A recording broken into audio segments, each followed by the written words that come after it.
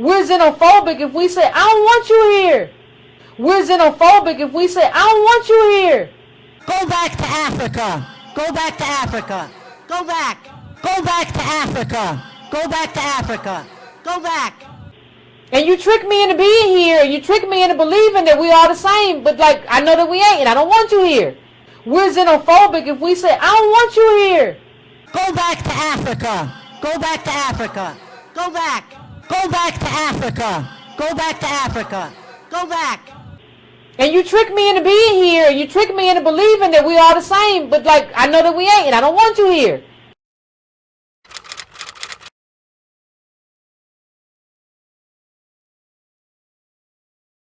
It's not Antonio Moore. It's not Antonio Moore. It might be no more ADOS for me, man. We're gonna have to talk. They got certain elements in the forefront of ADOS. It's not Antonio Moore. It's not Antonio Moore. Certain elements that I don't associate with. You understand? Y'all gotta understand, like I said, there's certain elements right now that's associated with ADOS. I'm not feeling it right now. And I think y'all already know who I'm talking about. I give you a hint. It's not Antonio Moore. Not broken down by gender or sexuality, one block. Not broken down by gender or sexuality, one block. Not broken down by gender or sexuality, one block. Not broken down by gender or sexuality, one block. Go back to Africa. Go back to Africa. Go back. Go back to Africa. Go back to Africa. Go back. Mr. Neville, you and your people, you talk about reparations. The reparations that you talk about, Mr. Neville, your people already got your reparations. Your reparations came in the form of a man named Barack Obama. So, Please my hold your advice to you, if you don't like it here in America, planes leave every hour from Tampa Airport. Go back to Africa. Go back to Africa. Go back. Side of the Rex.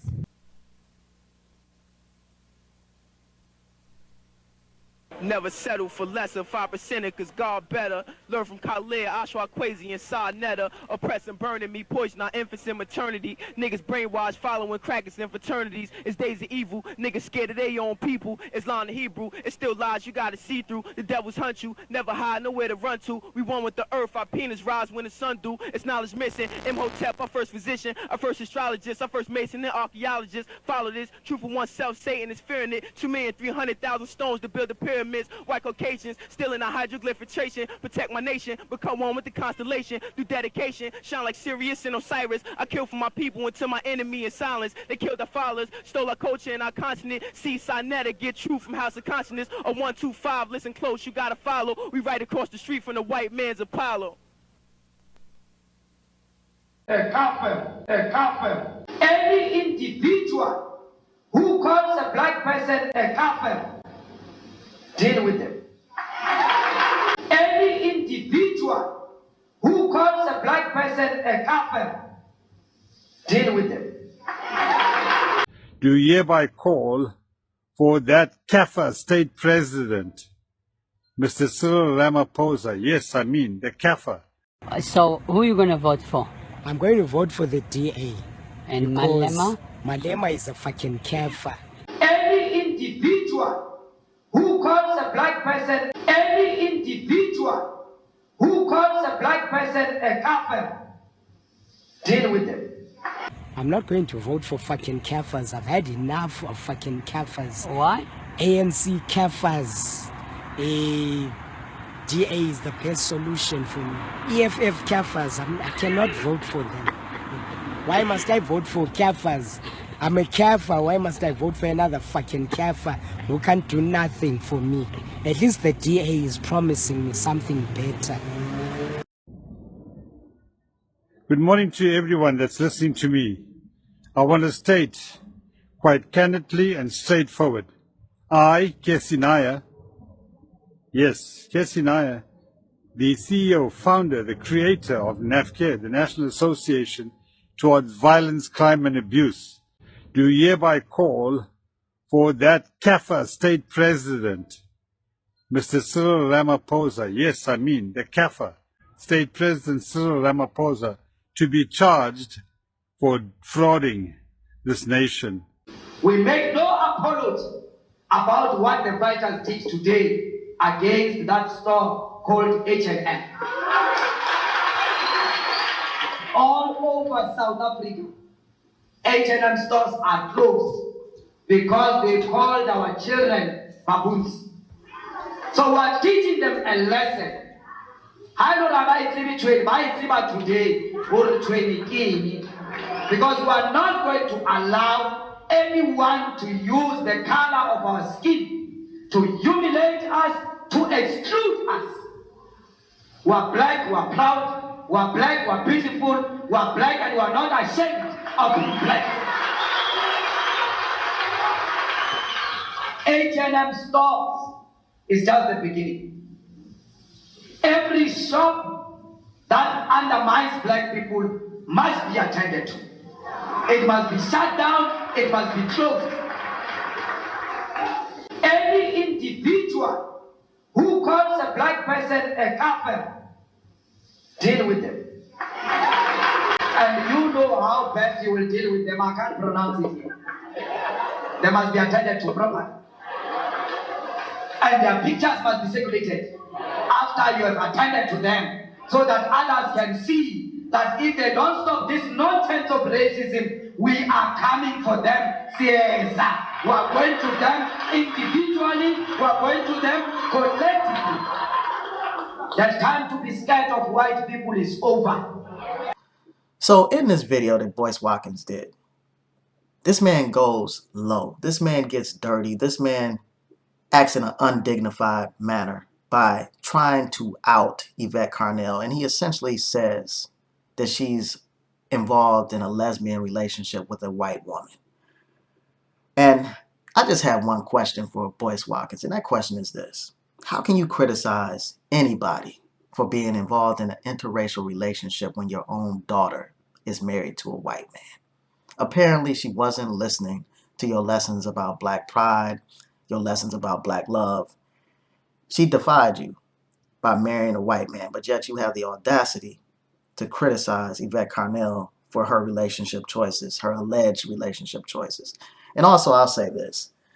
You know, not only is that a low blow, but it's completely irrelevant to the topic, to the issues that Yvette Carnell raised in her video, and it just proves how weak and fragile your position is. It proves how you don't have a leg to stand on with respect to this whole issue involving this Wu controversy. I mean, I didn't want to believe this was true. You know, when I first heard that your daughter was married to some white guy, you know, I couldn't believe it. Then I went online and I searched and I saw your own tweet where you acknowledged that this is the case. Again, you're not in any position to criticize anyone for being in an interracial relationship.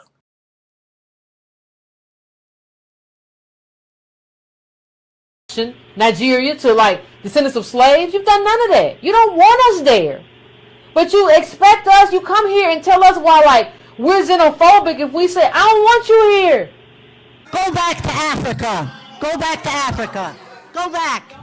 And you trick me into being here. You trick me into believing that we are the same. But like, I know that we ain't and I don't want you here. All of a sudden, I'm a problem. You guys don't agree with Yvette Carnell.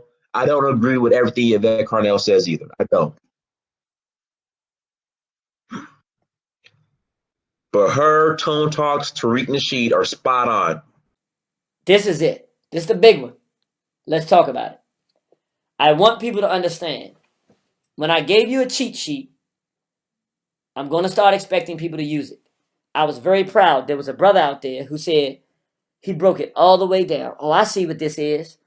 And I'm going to be honest, I wouldn't have done this because I don't like the idea that it looks like I just talk about a lot of people and everything. I don't like the reputation. It's just, in order to inform people of what's happening, talking in generalizations is just a coward way to do it. In the situation we're in, you got to call it so that people can see it and understand it and make sure there's no errors. But a lot of people, I see what's going on, I don't say anything. because the people have to be able to see it themselves, because I ain't gonna be here forever. And I can't do everything all the time. Everybody's got to start getting active and beginning to see. A brother broke down the ADOS thing so beautifully. Man, this is just a psychops, because they into the homophile agenda, but they really don't want us, they know that African brothers and sisters from the continent don't agree with it, and they can't merge Pan-African with it, so they just got to find something else so that they can push that and be pushing blackness. So they got to create a new context. I said, bingo! And once he did that, I said, okay, I can talk about this now. Y'all get it well enough. Even if everybody didn't get it, one person got it, that means other people are thinking it. Let's go after this ADOS thing. I'm not going to talk about the other brother, because I don't know anything about the brother that created this ADOS alongside with Yvette Carnell. I just want to take people back. I told you a long time ago, you got to start doing it. Anytime anything happens, anything that's happening that's new, investigate. What is your first investigation? What is their position on homophilia, homosexuality, pedophilia, lesbianism? What is their stated position? If they don't have a position, don't trust it, period. If they have a position that gives any room for it, don't trust them, period. If they state they don't agree with it, but people can do what they want, but it's not something they choose to do, then start listening. That should be, you shouldn't even, in the modern context, don't even go through the door any further. If they don't take a stated, overt position against it, you should already know. That's why, if you notice, I've been very slow to talk about ADOS, because I didn't research it that much, but I did for this program because it was important. Let me show you. What lens should you be looking at the ADOS movement through? You should not be listening to the rhetoric until you've done the first part. Run the litmus test of the homophilia. Then you can hear the rhetoric. Rhetoric can make anything sound good. Just take good ideas and things that people agree with, like black people should be paid reparations. You can make anything sound good under that name. No, let's look at what's really going on. Remember when Dr. Frances Cress Welsing passed? 5 hours after she passed. I mean, we're not even talking a day. Hours after she passed. The homophiles came out of nowhere and started attacking her online. Started by, the first person we saw was the R.L. Stevens, whoever that is. You have to understand that Frances Cress Welsing's anti-gay ideology isn't a side dish. It's the main course stemming from her position that racism is a product of white people's struggle for genetic survival. Hating gay sex and gender fluidity is an inevitable and essential element to her theory, because her whole racial analysis hinges on heterosexist biological determination. I mean, just the most ridiculous cornucopia of gay wording. I mean, what is this, man? This is some nasty stuff. I don't even like repeating it. It sounds just, I don't know, my spirit doesn't feel right and resonate with this kind of gay talk. Anyway, I digress. In such a worldview, the most revolutionary thing I could possibly do to fight white racism wouldn't be political struggle. No, it would be impregnating black women, and I guess white women too.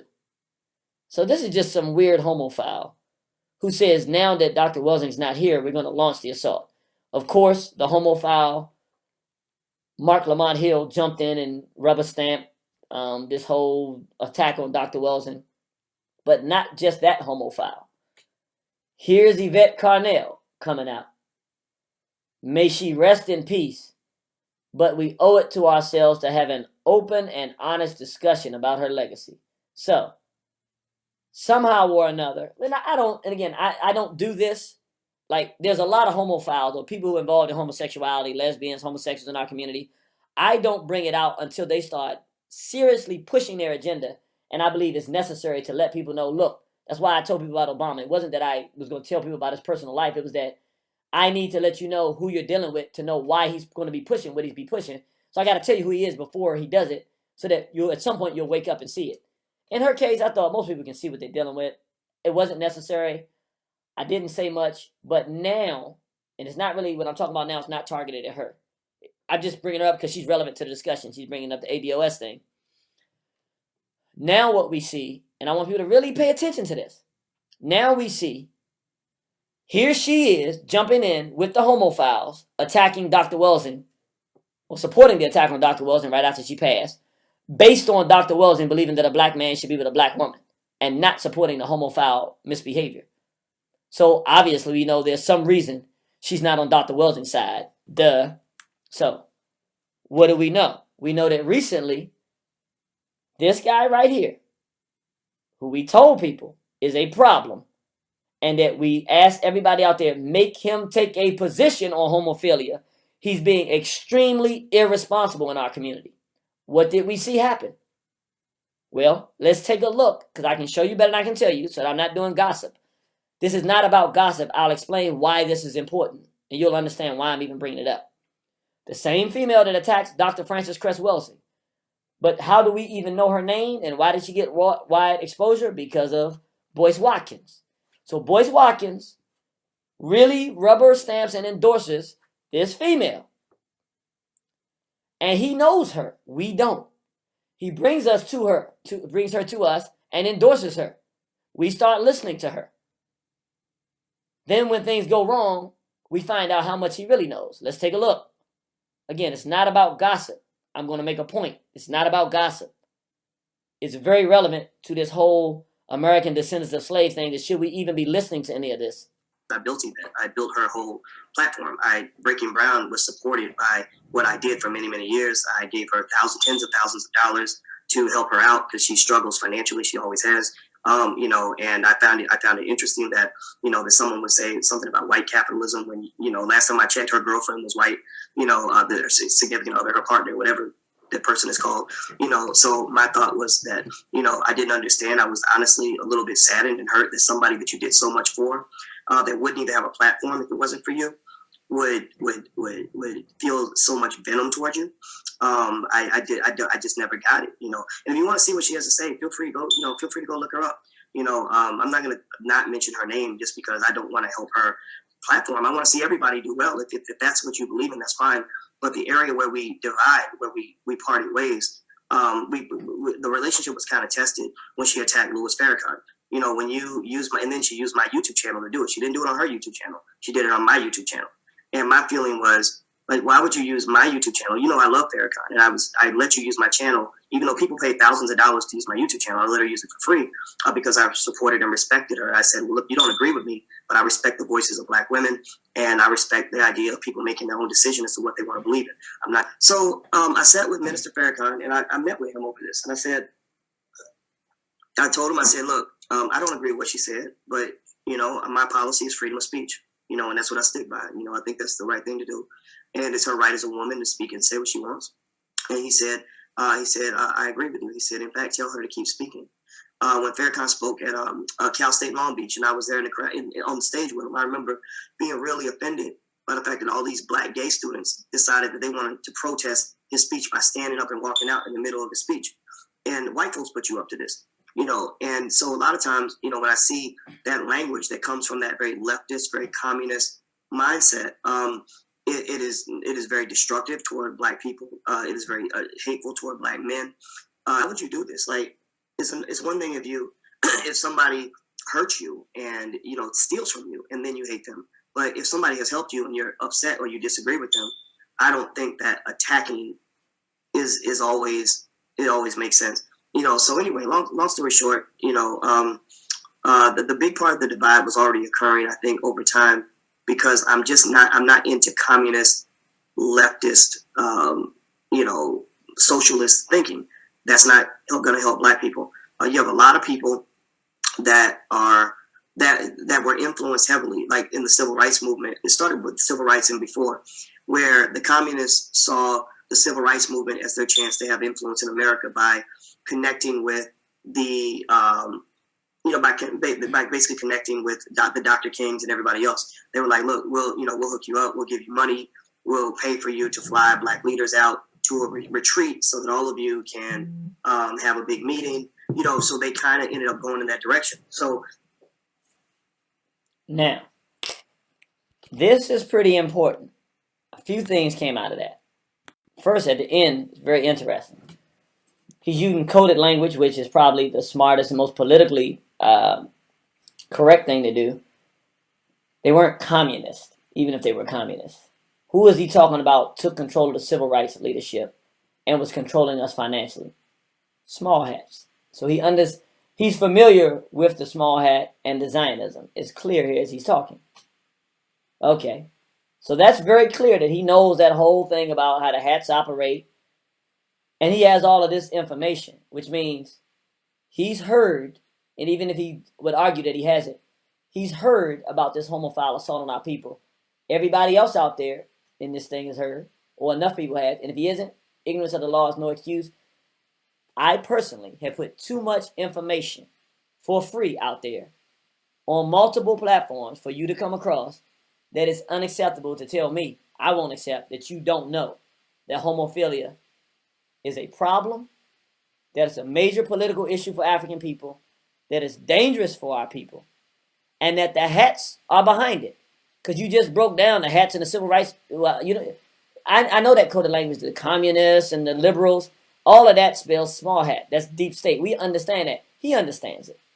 But more specific to what we're talking about, this is where the damage comes in. When it's given up to our people, he's totally comfortable as a parent by what he said, by his own assessment. She's a lesbian. That's what I gathered from what he said. Your girlfriend is white. So she's an interracial dating lesbian. Okay. He knew that, according to what he said there. He didn't tell that to us. So he knows that she's a homophile, according to him. He delivers the homophile to us and rubber stamps and endorses her.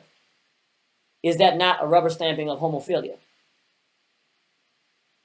I will not accept, like the Christians say, everybody ran across the word of Jesus. No. They say that everybody got some point in the no, some people didn't hear about it. No, I don't agree with that. You knew, or like the white folks say, ignorance of the law is no excuse. You can't say I didn't follow the law because I didn't know it was the law. No excuse, you broke the law. We're in 2019.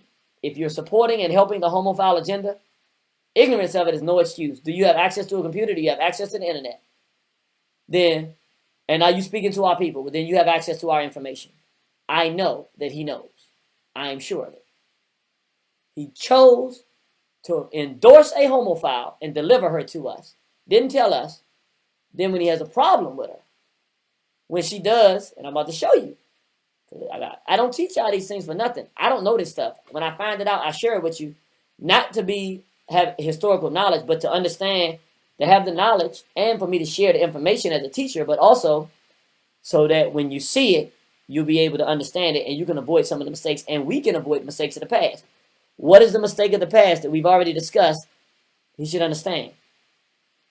This is the basic prototype for how the political nature of the homophile. And again, this is not an attack on Yvette Carnell. This is based off Boyce Watkins' words and definition of who she is. This is not an attack on her.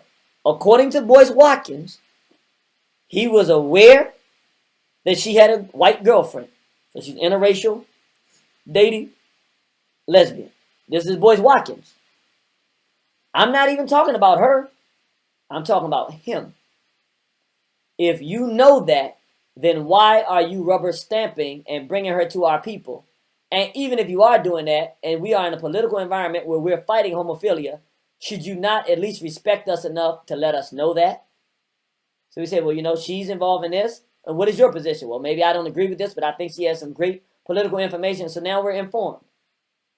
Okay. That makes a little bit of sense. I don't agree with it per se, because of course, I'm against homophilia altogether, and I know the political nature of the homophile. What is the political nature of the homophile? Boyce Watkins says, I don't understand. You do all of this for somebody, you try to help them, and then they attack you. He said, I understand when you attack somebody and they attack you, but what about when you try to help someone? You didn't watch a feminization of the black male part 2, and if you did, you didn't pay good enough attention. What did Richard Wright do? Man, this James Baldwin, this young Jimmy Baldwin is a brilliant brother. Brought him to France.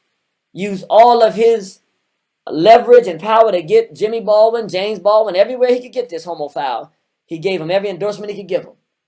And right at the moment where he had given him enough access, where anything that Jimmy Baldwin would say would be looked at as relevant, in a literary coup d'etat of epic proportions in terms of academia, he writes a scathing criticism. I believe it was of Richard Wright's Black Boy.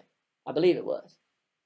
That took the literary world by storm and was his platform to then leave France and come back to America and become popular as we know now. Because what? Because the whites and the other homophiles saw, wow, this black guy has no loyalty. He'll turn on everybody in the movement. And then he goes on to get with his boyfriend, William Styron, and convince William Styron to write a novel about Nat Turner and make him a homophile. And call the novel the same thing as The Real Confessions of Nat Turner, so that black people would get it and think that it was the actual Nat Turner story, and then either be turned off to Nat Turner and black revolutionary thinking because he was gay, or love Nat Turner so much that they think being gay is revolutionary and then get into homosexuality and accept it. This was Jimmy Baldwin. Richard Wright used his money, power, and influence and his reputation to help James Baldwin. What did he do? He turned on him. According to Boyce Watkins, he spent thousands of dollars, time, and energy investing in Yvette Carnell, and she turned on him. He said, I made Yvette Carnell. These are not my words. I'm not talking gossip. I'm saying this is politically relevant to us. Here's where I have the biggest problem with Boyce Watkins. One, you should not be bringing homophiles to our people in this environment unless you're a homophile yourself. Then it makes sense. Otherwise, what you're doing is racially treasonous, and it's at the very least is irresponsible. You know that we have a problem with the homophiles doing harm in our community, pushing this agenda on our people. You just talked about how you didn't like how they attacked Minister Farrakhan. Then why are you bringing one of them to our people and endorsing them and putting them in front of our people? You're talking out both sides of your mouth, Boyce. You support Farrakhan. Didn't like the way the homosexuals attacked him. Thought it was wrong. You don't like the way that they operate. You don't like these liberals that come in and push this madness. Why are you bringing one of those same individuals from that same stock and construct to our people? Something's not right, Mr. Watkins. I don't know what it is. I mean, I genuinely can say I don't know. I know it's not right and it's unacceptable. But it gets deeper. Here's where it gets much deeper. If you want to give them a pass, which we shouldn't give them a pass, and I'm not giving him a pass, he's got to be made to answer to this. He's got to answer. What is your position on homophilia? You can't stay in the middle. The middle is why we got in this situation. You know that she's involved according to you. You don't tell us. You endorse her as everything is okay. Then when y'all have a problem, then you come out and tell us who she really is. But then you don't like that stuff because you talk about what happened when it happened to Minister Farrakhan. But you brought it on yourself because you're not listening. We've already broke down how the homophiles operate. They have no loyalty to black people. That is something I've been telling people for years. It ain't my opinion. It's not that I just don't like them because I don't like them. I'm talking about research, thousands of hours of research. The black homophile has a political agenda and a thinking and a modus operandi that is different than us. And this is the basic modus operandi. Use, get in, blow up, overthrow, turn. That's it. Attack Dr. Walton when she passes. That's it. This is what they do. If you, for whatever reason, which you shouldn't, want to give Boyce Watkins a pass in this, here's where he can get no pass. In the midst of this happening, what does he do? And again, for those brothers and sisters, if you want a thorough understanding of the political modus operandi of the homophile, the black one, go online for free. Irritated Genie Speaks. But in 2005, Effeminization of the Black Male, Part 2. Politics of the Homosexuality in the Black Movement. Again, 2005, Effeminization of the Black Male, Part 2. Politics of Homosexuality in the Black Movement. Irritated Genie Speaks. It's been up there since May 6, 2005. The whole thing, I put it out for free because I said our people need this information. Boyce should have watched this. Boyce should have listened. Instead, he did the same thing Martin Luther King did. You running around with a homophile, bringing that person to our people, knowing that they're a homophile, legitimizing them to our people, and then what? And then what? Then they turn on you, just like Beard Rustin turned on King and the rest of them when Martin Luther King spoke out against the war in Vietnam. Beard Rustin turned. When Ocean Hill-Brownsville, Beard Rustin turned. We don't understand the political modus operandi of them. Why can he get no pass? While this same thing is going on, he comes back at the same time he's having this conflict with Miss Carnell. reaches out, has this guy on his platform who is public about pushing this homophile agenda. He is a regular on Roland Martin. His name is Cleo Monago. He's gotten millions of dollars from federal contracts. And he has these institutions that basically, from my assessment, he gets gay black dudes together and associates their blackness and their gayness with their Africanness and being pro-black, trying to merge and find a way for homophilia to fit within the context and the rubric of African-centeredness, which of course is the diametrically opposite personality type. He's a very dangerous individual. He just doesn't have a lot of charisma, which is why he's not getting far. But who helps him? Boyce Watkins. One pass, if you gave him, which I wouldn't give him, I could say. Now this is no longer a pass. This now is an agenda. Now, I don't know if the agenda is money or if it's something else he needs to tell us. But there's no way that we can give a pass on this. How is it after this, when you come out and say you knew who she was, do you now come out and say you know who he is? And then I don't have time to show the video, but if you want to watch it for yourself so you can see the receipts, go to Irritated Genie Speaks page, Taking Action 7. Mark Lamont Hill, Boyce Watkins, and Farrakhan. We told people it's time for us to start holding our leadership accountable on the homophilia. And we picked 3 people. These are the 3 we said hold them accountable. Boyce Watkins must be held accountable. You can watch it here and see his interview. We took parts of it so you can see him stuffing his mouth with pizza, glorifying Cleo Monago, who's open about the fact that he's involved in homophilia.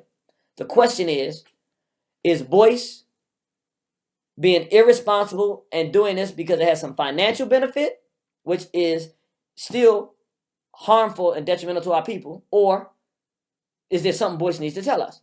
Is he on board with the homophile agenda and just doesn't want to be called out for it? Well, you're getting called out, Boyce, but you have to answer. And brothers and sisters, do not let him out of this. We don't want to hear no funny talking. This is not an attack. This is the honest assessment of his behavior. Why is it that you're bringing this stuff to our people? Why are you endorsing this stuff and putting it on your platform? Why are you doing this? You can't say it was an error because you've done it twice. And you keep doing it now. And you tried to hide one of them from us. Now you put it out there, but you didn't even hide this one. Why is this okay with you, Mr. Watkins? Let us know why, so that we can make the proper assessment and we don't say anything about you that is false. If it's because you can make money promoting this and endorsing this, and you're saying any type of money to you is good money, even if it means supporting an agenda that's destructive to our race, let us know that. If it's something else deeper than that, something you believe in or something, let us know that. But you got to let us know. Otherwise, you have to be looked at as an enemy of the state because you are knowingly, intentionally, with malice of forethought, supporting an agenda that is devastating the African world community. And now you are part of it. You must answer to it. This one here talks until where we tell people back in January 8th, when we declared our war on the LGBT forces, we started in our own community. Taking action number 12, addressing Mark Lamont Hill, Boyce Watkins, and Farrakhan. We say, this is the appropriate way to do it. And people have been doing it. Thank you, brothers and sisters. And we've been getting results. Mark Lamont Hill gets no passes. He just gets identified for what he is and what he's been doing. But Brother Boyce needs to answer. And then we'll decide what we do once he makes his answer of why he's pushing and promoting this sick, degenerate agenda. Also, for people that want to really understand the swamp of our leadership promoting this madness, you can go to Irritated Genie Speaks page, Black Leaders Pushing the Homosexual Agenda, yesterday and today. It'll take you through Barrett Rustin all the way to 2015 when this was uploaded. So, it's time for us to make the leaders and their followers answer some questions on homophilia and the ADOS. What is my basic premise on it? What is the basic premise that I want everybody to walk away with and understand? We have an identity. We are African people. Our brothers and sisters are on the continent. They're in the islands. They're in Europe. They're all around the world. You have a black mother and a black father. You're part of this African family. And you can be part of the straight black pride family is if you have a black mother and a black father and you're straight. It means, you know, a man's supposed to be with a woman. Black is supposed to be a black man and a black woman. And your mama and your father both black. Come on, let's get in. And you have some dignity and pride, some self-esteem. Even if you don't, we can help you get that. But you don't go around calling people N-words and wearing your pants sagging off your behind. You act like a civilized African person. You commit yourself to the upliftment of our people, and you work to help our people move forward in whatever way you can. Even if it's just saying positive things or reading your own history or doing the right thing with your children, whatever. Even if you're a young person, just saying, I'm black and I'm happy that I'm black and I feel good about who I am, and you're doing the best that you can do in school or whatever. Straight black and proud. This is who we are. This is what we do. It's time for us to understand. We got to stop following into these tricks. Every 20 years or so, there's some new identity. Our people fall off into some confusion. It's all because we don't want to fight. There's nowhere to run. We're Africans yesterday. We're Africans today. We'll be Africans tomorrow and for eternity. We are black people. We have to do something about our condition. And the way we do it is stop arguing over identity and making up new ones to try to duck battles that we don't want and deal with the fact. We want reparations. I ain't never heard no brother or sister on the continent saying, black people in America, when you get reparations, I want your reparations. It's ridiculous to even argue about it.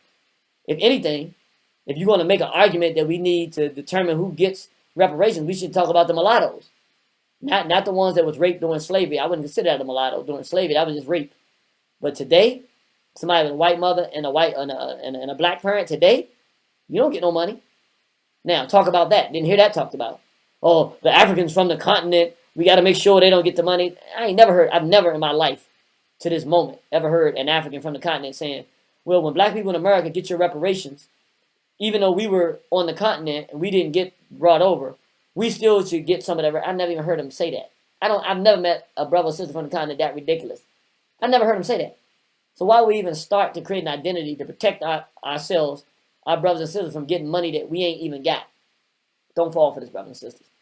And I'm not saying that that's what the brother is about, because I don't know the brother. He might be very well intentioned. I'm not even saying that his assessment that we need. I'm not saying anything about it, because I don't know what his position is. I haven't heard enough of him. And what I heard about him, he sounded like a solid brother from the few things I heard. I just know what makes sense and what doesn't. We don't need no new identity. We're African people. And yes, we're the descendants of the Africans who were captured and enslaved and dragged to America, enslaved. Yeah, sure we are. I know I am. But I'm also the descendant of the Africans from the continent that they dragged them from. And I'm still brothers and sisters with my brothers and sisters on the continent and in Europe and in Asia and Antarctica. Anywhere you find a black person with a black mother and a black father, that's my brother or sister. Now, whether or not I'm going to claim them, whether or not they straight black and proud. They got a black mate, that's the complementary gender. They ain't molesting no children. They ain't switching. They ain't interracially dating. They say, hey, what's up, brother? We good. What can we do to work together? That's it. I think it's important for us to understand that. I'm not beating up on the brother and not saying that he has anything negative to say. And I don't even get into it with Yvette Carnell, because quite frankly, no matter what, she attacked Dr. Wilson from my assessment.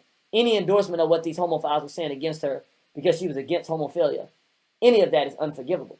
So I wouldn't even listen to anything she was pushing. You don't attack my ancestors, particularly when you had the chance to give your opinion while she was here, where you can go back and forth with her and let her stand. No, you're going to wait till she can't speak no more. I speak for her in this regard. You can't be my friend. You diss Dr. Wilson like that. You can disagree with Dr. Wilson, but you can't wait till she dead and then start pushing a homophile agenda. Not having it, man.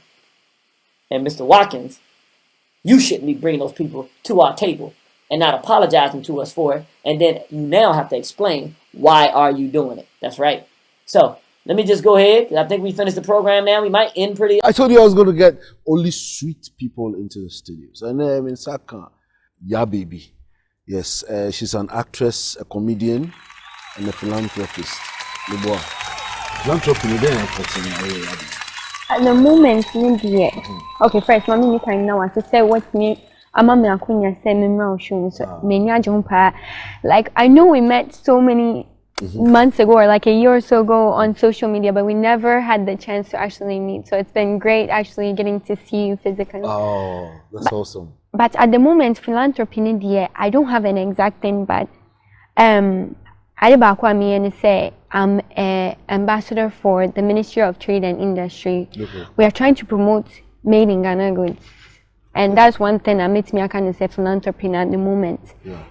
Me and I did back where Damakuma so pan per se 2018 me and say meet me boab woman who in me what and Maya no muntimin school, especially They are people they are very close to my heart. Ever since I was very young. What you say when you were young? It means that you've been here since you were young. I've been here for a very long time, to be honest. How many years precisely? I've been in and out of the country for 11 years. Okay. In and out for 11 years? Yes. So how come how did you acquire the ability to speak? Yukrum kasa etimi boom ebe. Eba say chichimi. Because most times, like anytime I meet somebody new, they're always amazed and in awe of how I can speak it. But the only thing I can say is say, "Hey, I'm free when I go out." But like, did you make the effort? No. To be honest, to be totally 100% honest, I did not. You didn't? How? It's me say one of my talents. I also know that, well, it could be a joke or it could be some school of thought. Say, when you have sex with somebody who speaks particular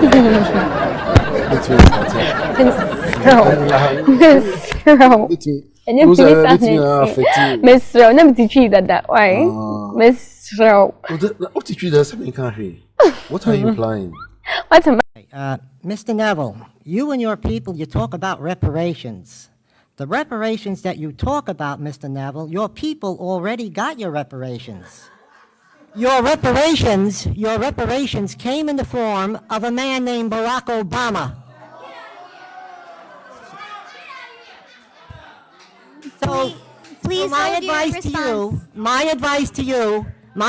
you, if you don't like it here in America, planes leave every hour from Tampa Airport. Go back to Africa. Go back to Africa. Go back. Understandably created a firestorm of controversy within the black community. And we have assembled a distinguished group to debate its premise and its message. Basically, that the black woman is responsible for most of what ails the black community. Now, before we get into what promises to be a passionate debate, I'd like to introduce you to Debbie Mitchell, the co-producer of this program. Debbie, I want to start, I know it's unusual, but I want to start with two questions to you, the producer of the program. First of all, what do you think about the basic premise of the book that the black woman is responsible for most of what ails the black community? First of all, black men and black women know that the black community is under strain right now. And for Sharahzad, a black woman, to basically attack black women, I think that she's putting blame, it seems like she's putting blame on them for the state of the situation. Are you frightened by this book? I mean, are people reading it? Yeah, people are reading it. It's specifically the younger black males. I see a lot of them on the trains when I'm coming into work. Their heads are glued to the book, and it's scary. Okay, our program today will examine Sharahzad Ali's controversial solutions to these very severe social problems and try, just as importantly, to determine what black men really want from women. That is the focus of this edition of Geraldo.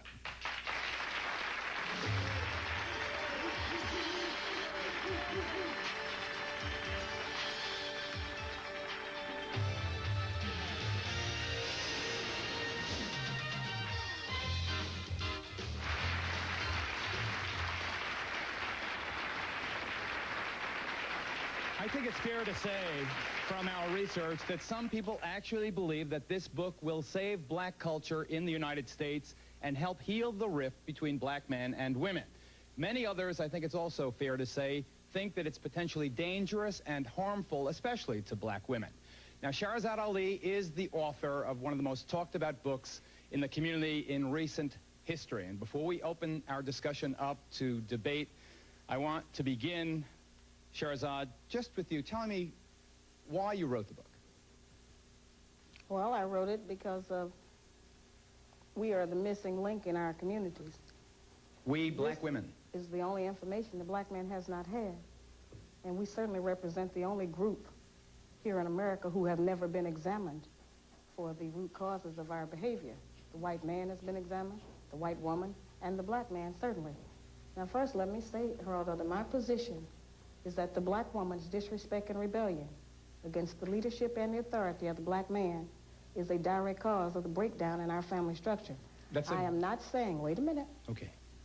Because this says we know we'll go to hell in a minute. Let me first tell you what I'm saying. Okay? All right. Some knowing chuckles from the audience. But, you know, certainly the message has been misunderstood and sensationalized by the media, as we saw on the introduction of this show. What we have is a situation where we as black women have never been examined. We have never accepted our share of the responsibility for the condition of our black community. I am not saying that we are 100% responsible. I'm saying that the black man is 50% responsible, and we are 50% responsible. You know, I don't want this to be... If we lose half our time waiting for the applause to cease when someone makes a pro or con statement, we're going to use up half the show. So what I'm saying But let me just say that I read the book, and I don't read it that way. I read the book, and I think that when you have... It is impossible to sensationalize a book that uses quotes like, the black woman is a rat who behaves like a dog while purring like a cat. What is your nationality? I'm Puerto Rican, as the world knows. Okay, well, I didn't write it for the Puerto Rican man. I wrote it for the black man. That's what I'm trying to demonstrate, that we have a very special man, and he has a set of very special needs, just like we have. We need to stop claiming that we are all the same. We're not all the same. We have the problems that come from the psychological trauma that we suffered in slavery that we have not revived from yet. And so we have to address that. And we can no longer pretend that it's the white man's fault, or that it's your fault, or anybody else's. I'm just saying, let's go into our homes and let's look at ourselves.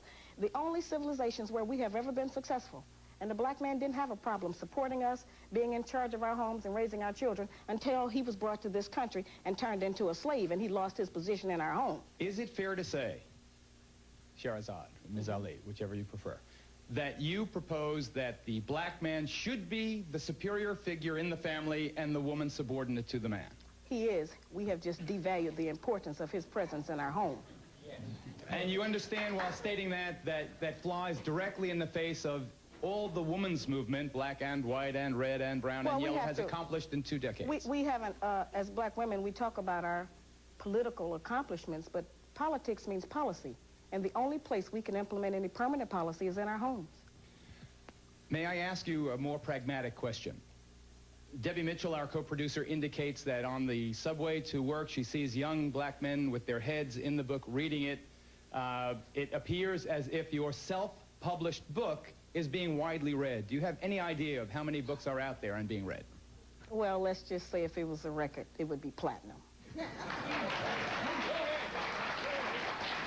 Let me introduce our other guests, some of whom share Ms. Ali's points of view, others dramatically and profoundly disagree.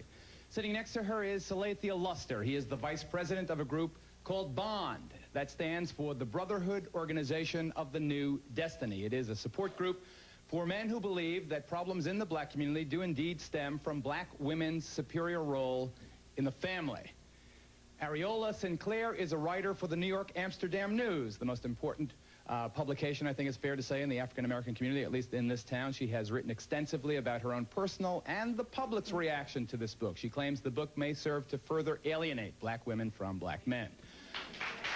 Clayfell Benjamin is an award-winning journalist and a former history professor at the University of Massachusetts. He says that Ali's guide for black men is lacking in intellect and scholastic information. There are many, many others who join us in the front row. I'm going to save their introductions for a couple of minutes. Let me just ask Salathiel, if, sir, you believe that it is appropriate to enforce discipline in the black family for a black man to hit a black woman. Okay. I believe, as everyone here, when a child, someone you love, is out of hand or in a state of hysteria, that you can use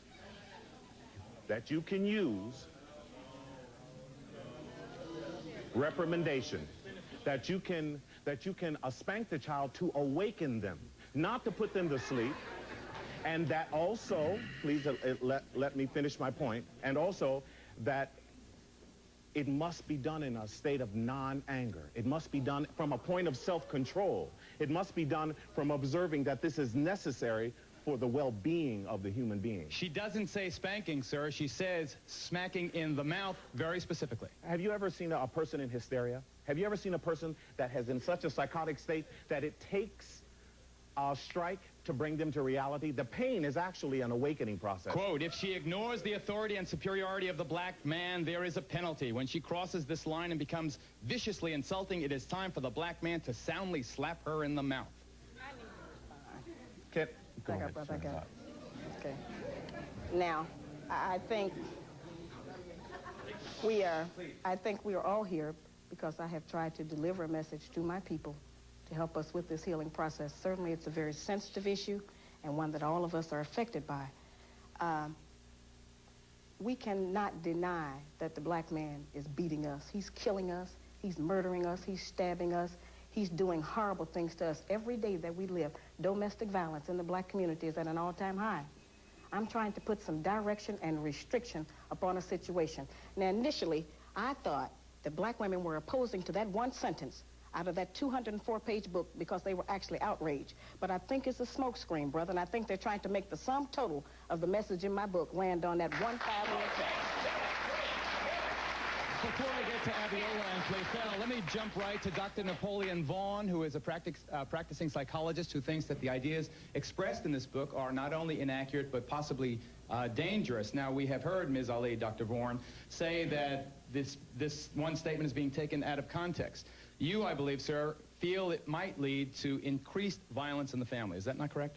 I had a patient come to me not too long ago with book in tow, a 32-year-old virgin male who had just broken up with his wife, and what he did was punch her out.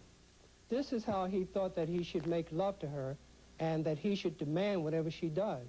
The other thing about this that disturbs me tremendously is the fact that of another patient of mine, a female, whose husband said to her, "You do what I tell you to do," and she decided, well, you're my husband, not my father, and she decided that she was going to go visit her mother. She took the baby in the carriage and started off to visit her mother. Before she knew it, she was falling down. She had taken the baby, so she continued to walk, and before she knew it again, he was on her with a brick in his hand against her head and she decided, well, you're my husband, not my father, and she decided that she was going to go visit her mother. She took the baby in the carriage and started off to visit her mother. Before she knew it, she was falling down. She had taken the baby, so she continued to walk, and before she knew it again, he was on her with a brick in his hand against her head until somebody of the neighbors came along and yanked her off. What I'm seeing is a tremendous amount of this from a psychologist's point of view, and if I see someone who's in a category like this, you talk about trauma, this is the clear essence of trauma, which is tantamount to psychosis, and this in essence is a game. What the premise of the book is a game? That's it. It's entirely a game. What? All right. Now, wait, there's a person in the audience seems upset with what he said. What? Excuse me. Yeah, let me tell you something. First of all, I'd like to say thank you for writing the book, and you're a very beautiful woman. Yeah, I got to say that, number one. Number two, just like the sister said, I got the book. I have the book, all right? First of all, she said she's not blaming all black women because you got just as much bad black women like you have bad black men. Right. The point is this. That is, it's just a lot of black, not all, but a lot of y'all sisters, black sisters, you labor under the misconception that you walk around with hail and wings 24/7. That's why she wrote the book. Abiola Sinclair from the Amsterdam News, your response? Well, first of all, let me say this. Let me qualify myself. There is some truth to the book. Excuse me. I will say there is some truth. I recognize some of myself, and I recognize some people that I know. I disagree with the premise of the book, I disagree with the agenda of the book, and I disagree with the overall inclination of the book to undermine the black woman, to rob her of her self-confidence, to excessively blame her for societal problems that are not of her control. The black woman has, at very least, carried this race.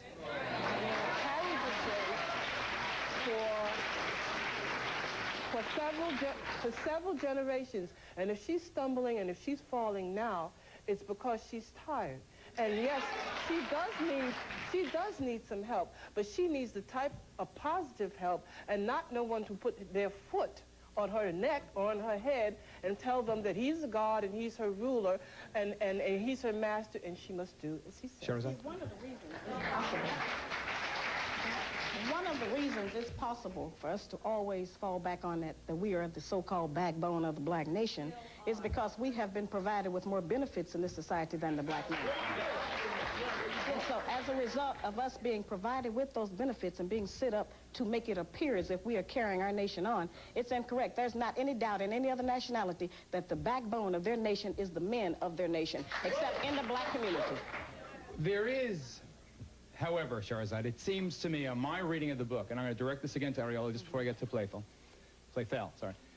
There seems almost an insulting tone specifically directed against, or one of the many controversial passages, women like yourself who have their hair stylized in braids or so-called cornrows, or who wear traditional garb. It goes so far as to say that that is an excuse for not showering and shampooing. It's bad sanitation. I have never in my life seen anything like that, absent, I must say, writings from the KKK or some white racists. May I say something? I'm sorry, how do you read it, Ariola, and then I'll let Sharahzad respond. Well, that's what ticked me off when I was reading the book. I was saying, well, okay.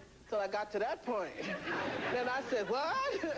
You know, because I wash my feet and I oil them and I wash my hair and I'm very particular about how I look and how I smell. And most of the Afrocentric sisters that I know are fashion plates. What we're trying to do is to set up a new aesthetic. What we're trying to do is say that some of us, when you put us in Western clothes, we look almost ugly. Now, I don't want to use that word because there's no ugly person, but we don't look like ourselves. When we wear our African attire, it tends to accent other things and makes us look much more acceptable and much more beautiful. Not just women, men also, I feel. So that's my point, and I took exception with that. I have to take our first break. As you know, we have to have commercials in this program. Then Sharahzad responds, and then Playfel will bring you into the game. 2 minutes, we'll be right back. Is it possible, Sharahzad, that you have made certain passages intentionally inflammatory to make a point? Well, absolutely not. Certainly, a lot of the truth of any people is very painful.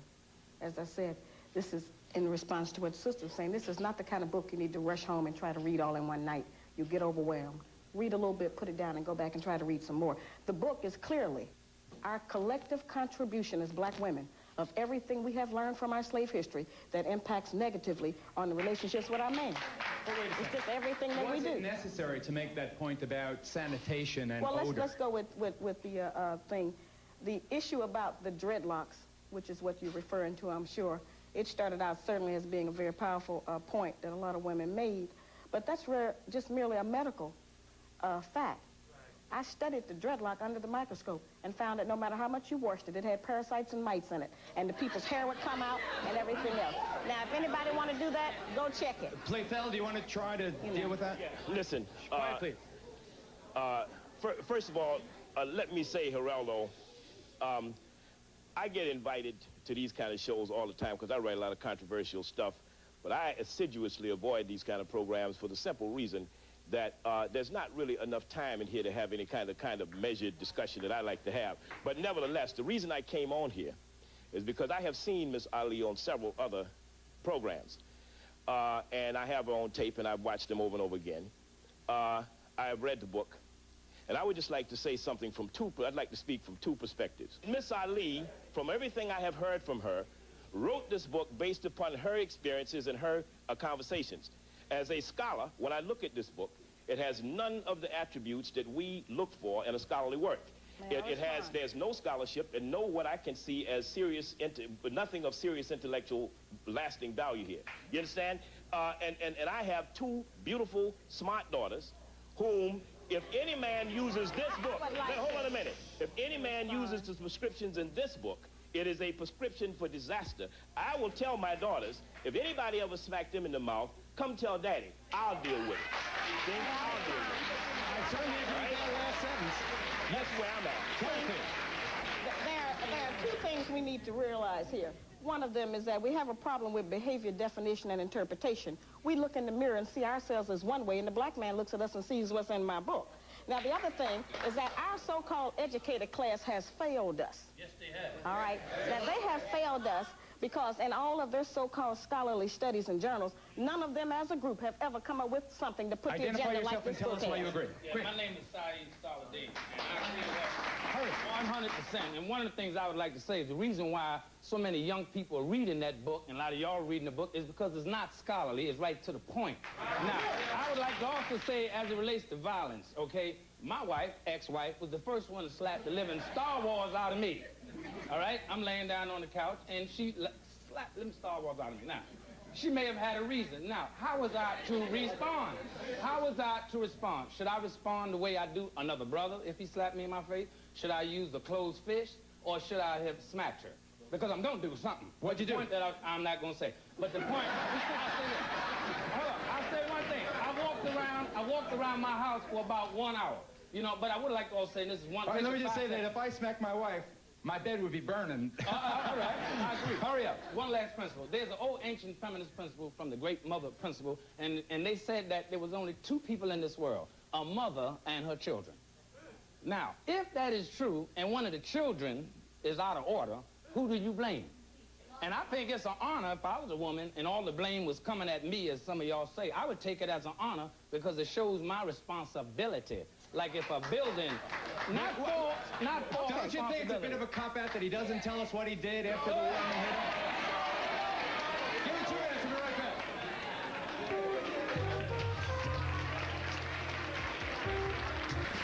Do you agree? Do you disagree? Is this inflammatory? Is this to the point? I agree. I think it's to the point. And you are? I don't agree with everything in there. I'm J.R. Long. I don't agree with everything in there. And I think it's upsetting for me to see points being taken out of perspective. The point regarding hitting in the mouth, it's an optional point. It's one of 6. Now, it's one of 6 avenues that the black man can do when he's upset with his woman. So you can't just take that point. Identify yourself and tell me if you believe it's an option that's viable. Elsie Washington, senior writer at Essence Magazine. No one has the option to hit me in the mouth or anything else.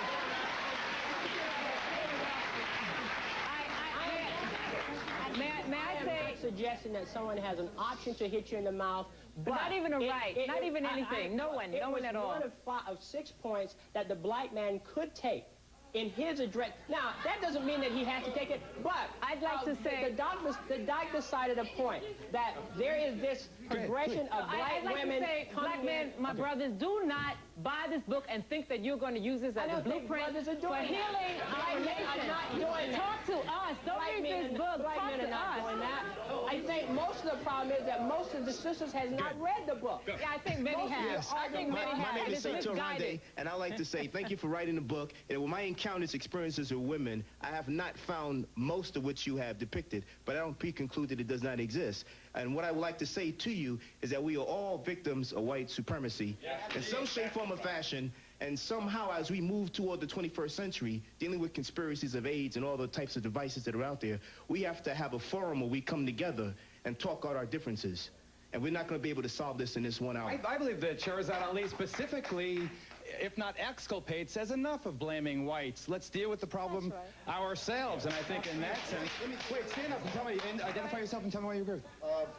Excuse me. My name's Calvin Gooding. I listen all the time about people talking about white folks have done this to us. This is what we do continually when we talk about what white folks have done to us. We empower them to continue to control our situation. What we have to cease doing is empowering them and saying, we will have self-determination. That is, in any forum. And let me say this, I don't agree with everything you have to say, but if your intention was to create a forum where we could talk about our differences, I salute you. Okay? All right. Yes, my name is Gloria Doolin Wilson, and I'm the statewide coordinator for the New York State African American Political Action Committee. I would like to say, first of all, black men and black women have to be complementary to each other. There cannot be this kind of antagonism that you've engendered as a result of your book. I have to compliment your publicist for getting this out here. Because it's the biggest, publicist. I'm my publicist. Well, then congratulations, my dear, because you have perpetrated a wonderful hoax, but you have gotten us to talk.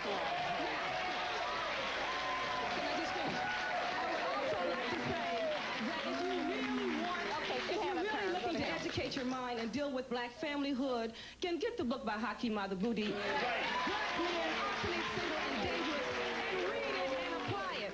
This woman has no solution.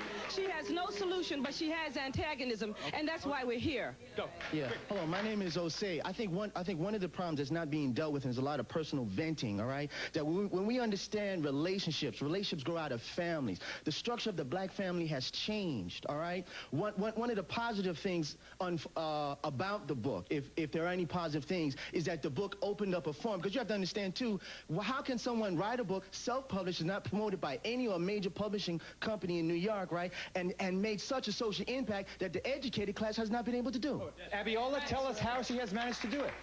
How has she managed to make this a platinum bestseller on her own? Well, it's when she attacks the least able to defend themselves, that is a black woman. When she attacks the bottom rung of the bottom rung of society and labels them as the scourge of humanity, of course that's going to cause a controversy. And any controversy is food for the media. As a media critic, I'm very much aware that anything that creates a stir, a flurry, a controversy is food for the media. But Playfell, there are other controversies out there created. It can be explained simply by the same explanation as to why soap operas are more popular than Shakespeare. Now, let me just say one other thing about books, okay? And what the explanation for that is that it doesn't require much intellectual engagement to watch a soap opera. But to watch Shakespeare, you've got to bring something to it. You've got to be reasonably literate. Now, this is a soap opera. About books, let me just say this. She made the comment earlier that this is the first book that's dealt with the experience of black women in America. That comment, hold on a minute, that comment in and of itself shows an astonishing ignorance of the literature on black studies in this country. For instance, if you all want to read a real book that will teach you something about the heroism, the greatness, the true role of black women, read Paula Giddings' book, Where and When I Enter. Listen, read Margaret Walker, read Dr. Margaret Walker, who for 30 years, listen, read, if you want to see, also remember that we have never had a book that all of the people agree with, the Bible, the Torah, or the Quran. You take what you can use and you reject the rest. But this book talks about our collective contribution. Do not forget that. This is not all of us, but this is all of us sometime on some level. Okay. There's no point in going into denial. Stand, please identify yourself. My name is Jesse Peterson, and I am the founder and director of Bond. First, I want to say to your producer, if you're afraid of the black men reading this book, it's because you're afraid of losing your position. Give her a chance to respond. I know what happened. Give her a chance to respond, please. I don't agree with you at See, all. what it is, the black woman is in the wrong position. The black man has to come back to the head of the family. Why? Yeah. Been dealing with it.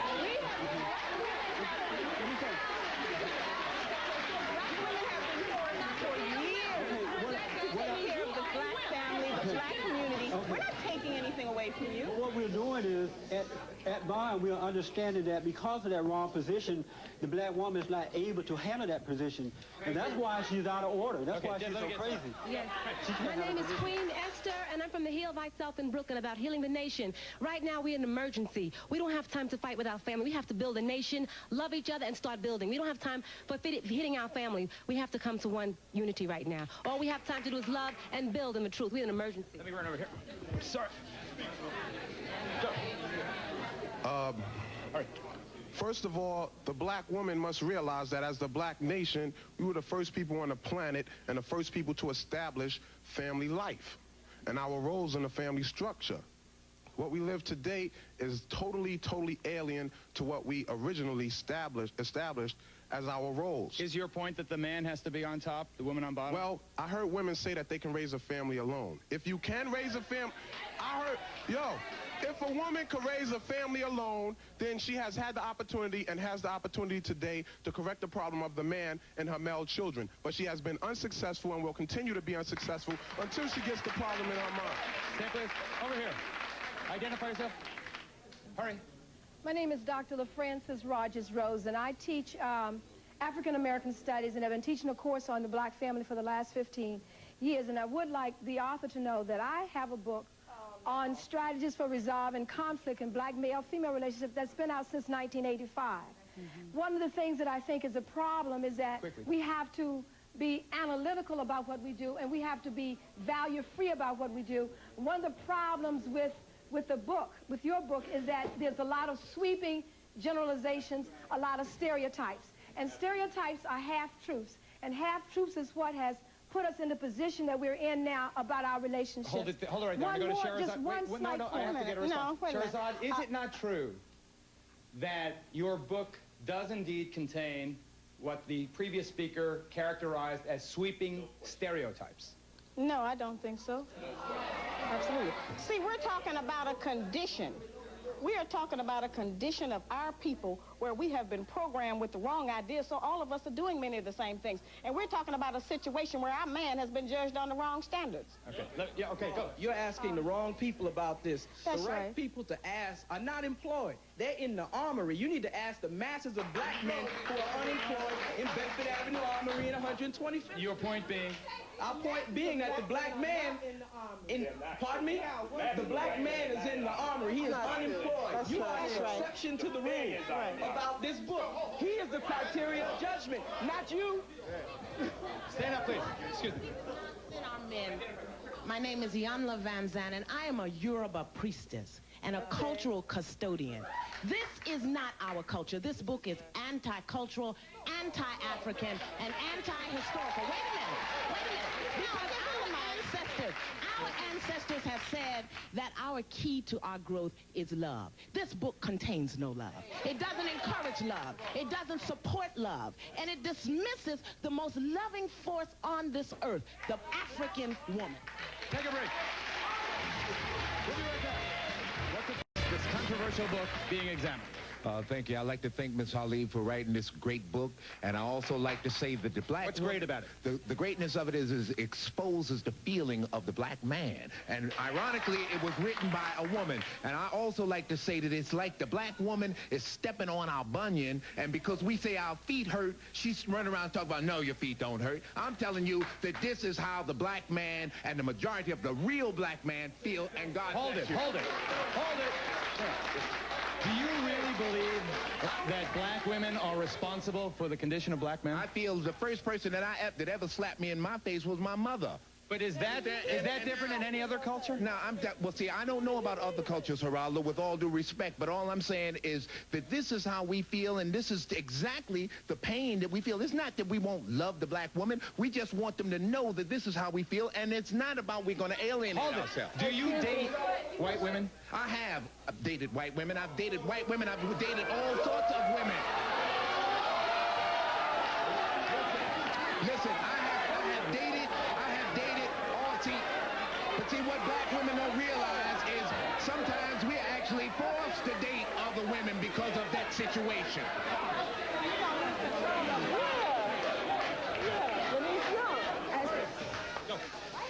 I'd like to, as the only woman here, say thank you, Sharahzad Ali, for writing this book.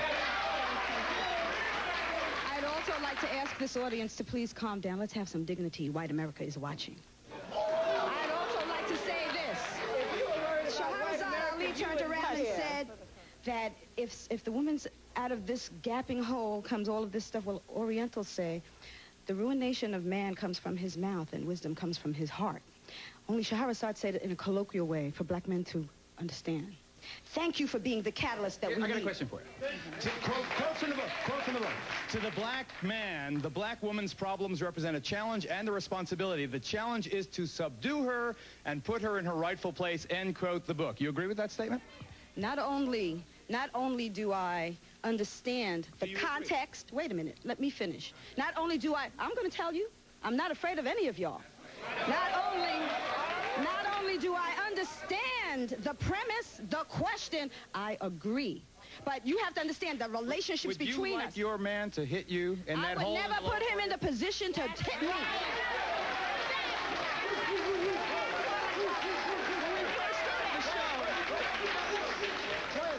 When we first started the show, Ms. Ali said that the black woman had benefits that the black man hadn't had. I want to know what those benefits are. I didn't hear the question. I'm sorry, I didn't hear the question. Quiet, please. Wait, I'm going to answer a question. I didn't hear the question. What were Hush, the sister. benefits? What were the so-called benefits the black woman has had that the black man has not? The black woman's fault that the black man cannot get a job. Well, let me explain. How was the black woman's fault? Quiet, please. Black woman's fault. Let me Go ahead, Sharahzad. Okay, Quiet, first please. of all. Quiet, please. Quiet.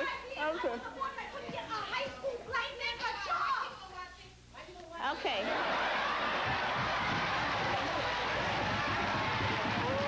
No, you can't say nothing.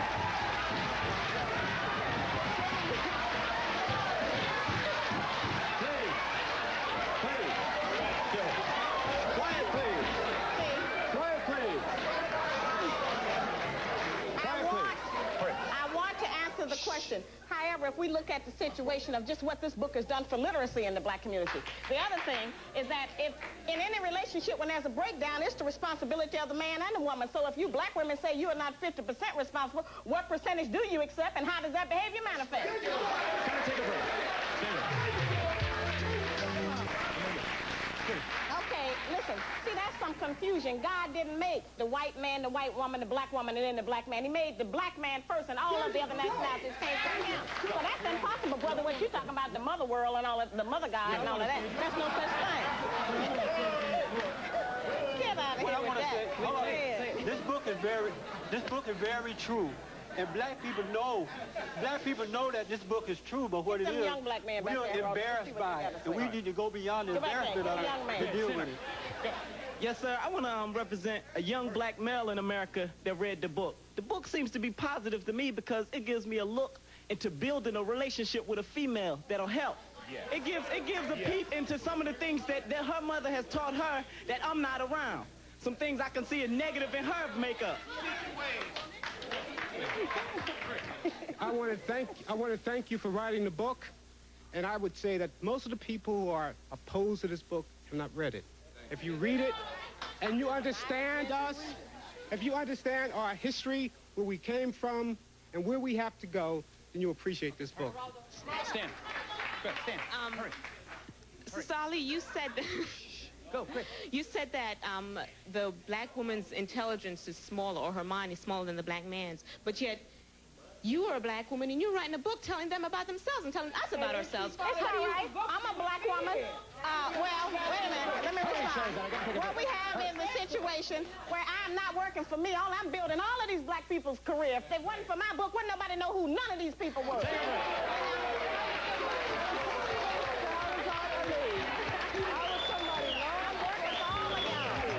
Comments, and I'm going to go back to Sharahzad for the final statement. Go, quick. Yeah, I've read the book, and I think the book is 1,000% correct. I want to thank Sister Sharahzad. Yeah, quick. I think the book is totally incorrect. I think the book is just a manifestation of black men who need to take the place of the oppressor and trying to... you disagree? I totally disagree, because the idea of oppressing other people is not... Salathiel, quick. Don't you think that this book should have been written by a black man if these statements were going to be made? Quick. I believe that the point of view is from the black man's point of view. You understand what I'm saying? That love, I believe that love comes through the black man into the family. They're the ones, not black women. They're the ones. Don't take them off. A job, excuse me, brother. A job is not the solution to the problem of the black man and black woman in America. A job is not the solution. We have relegated our man to be totally responsible for finance. Sorry, we're out of time. We could have spoken all day. Your data from? On what basis? Well, I studied us as a people. I interviewed black men and black women across the country. See, Phil, the problem we have here is one of behavior, interpretation, and definition. 99% of the black men say my book is true. We can't dismiss that, no matter what we think about it. Well, 99% you talking about? I don't see... The poll that I've taken out of my book. Well, I don't see where the fact of where she got the information has anything to do with the validity in the statement. And what I hear constantly is, where do you get your data? Is the information incorrect? If it's incorrect, then I think then you need to examine where it came from. But if it's not, Sounds then like why? you agree with the book. Well, I do agree with a lot of the statements made in the book. But what I'm addressing now is what she said. Yeah. You're upset at the challenge to her authority. Well, I mean, I don't see where the question has any importance to what's going on. Okay, hang on one second. Yes, ma'am. I'm just wondering, how did the white women's liberation movement hurt you? You mentioned that earlier. Well, it did, because prior to that time, we were standing with our men and our children trying to make a way for our families and get what we thought we deserved here in the form of equality and opportunity. But once we got on your side, then it made it appear as if we were just with women against men. That was because of the argument that you all had with the white man, which is not our business. I'm trying to deal with this. Yes, sir. As she said, in the 60s, a lot of black women were pulled away from the black liberation struggle by white women who said, we as women have suffered a common oppression, which is gender-specific. Little attention was paid to the fact that white women have benefited and been active participants in the oppression. That's right. Yes. Don't you think that everybody has their own choice as a person, which way they want to go, as far as we had one before y'all brought us here as slaves. We used to have choices. I don't think it has anything to do with the way the white woman is. Maybe that we had it better off, and you thought, wait, if you come to our side... Well, you had it better off. It was, you had it better our off now. choice. You have benefited and now the the most. black women, they like the way we live, and they want to live being my the own same way. person and But it has nothing to do with... tell us that would lead to separation and loneliness, and that's what it did. But it was your choice. It was Well, your it was a choice choice as a where we woman. had been It's influenced. your choice as a woman, which way you want to go. You want to come to our choice side? to come here. You come to our side. It's Sir, essentially, when I read the book, it said that the black man was the one that was supposed to develop the black woman. Now, I'd like to know, no matter how much the black woman is developed or submissive to the black man, how does that make him feel any more a man or put him in any better position than he is now? We have to rebuild our men. We have to try to help give him confidence. As a mother and the first teacher, we are in a position to do that. God made a man and a woman so that they could complement each other in each nationality. So we have to help rebuild our men. That's something that we do out of love. Over here, Miss Ali. You know, your book is very destructive. I've read Hakeem's book. I've read your book. Hakeem's book is about black men and women being complementary to each other, loving each other, supporting each other, dealing with the weaknesses and the strengths and the positiveness. And his book is instructional. It's not a read-through, it's a study. It's not a destruction, it's a manual for African-American men and women and children. All I have heard from you is negativity. This is what I call the black man's guide to misunderstanding the black woman. Well, what we have... Yes, ma'am. Yeah, I want to just go back to the question of your research, because I think that whoever said that research was not important, I think that is totally erroneous. And it would be let me finish. And it would be unprincipled of you not to state clearly and precisely where you did get your data. And the other question I have for you is, are you saying then that submission and cooperation are one and the same? Because I would like to know that. Yes, ma'am, I am. I'm saying that. And, yes. And now in regard to what you said before about my research, as I said, I've gone over that over and over. We have a situation where I am trying to teach our people that we have lost the principles and values that we came here with. The use of bibliography and footnotes is very recent history, only about 300 years. So that's not our standard. That's not our practice. That's one that the white people have set up because of their distrust. I don't have any responsibility to follow any of the rules you all follow. I am trying to give us a new set of rules of how we can be successful. Our educated class has failed us. We are in New York City talking about one of the most controversial books since Salman Rushdie wrote one. The Black Man's Guide to Understanding the Black Woman. Sharahzad Ali, its author, and we'll be back to let this audience in just a moment.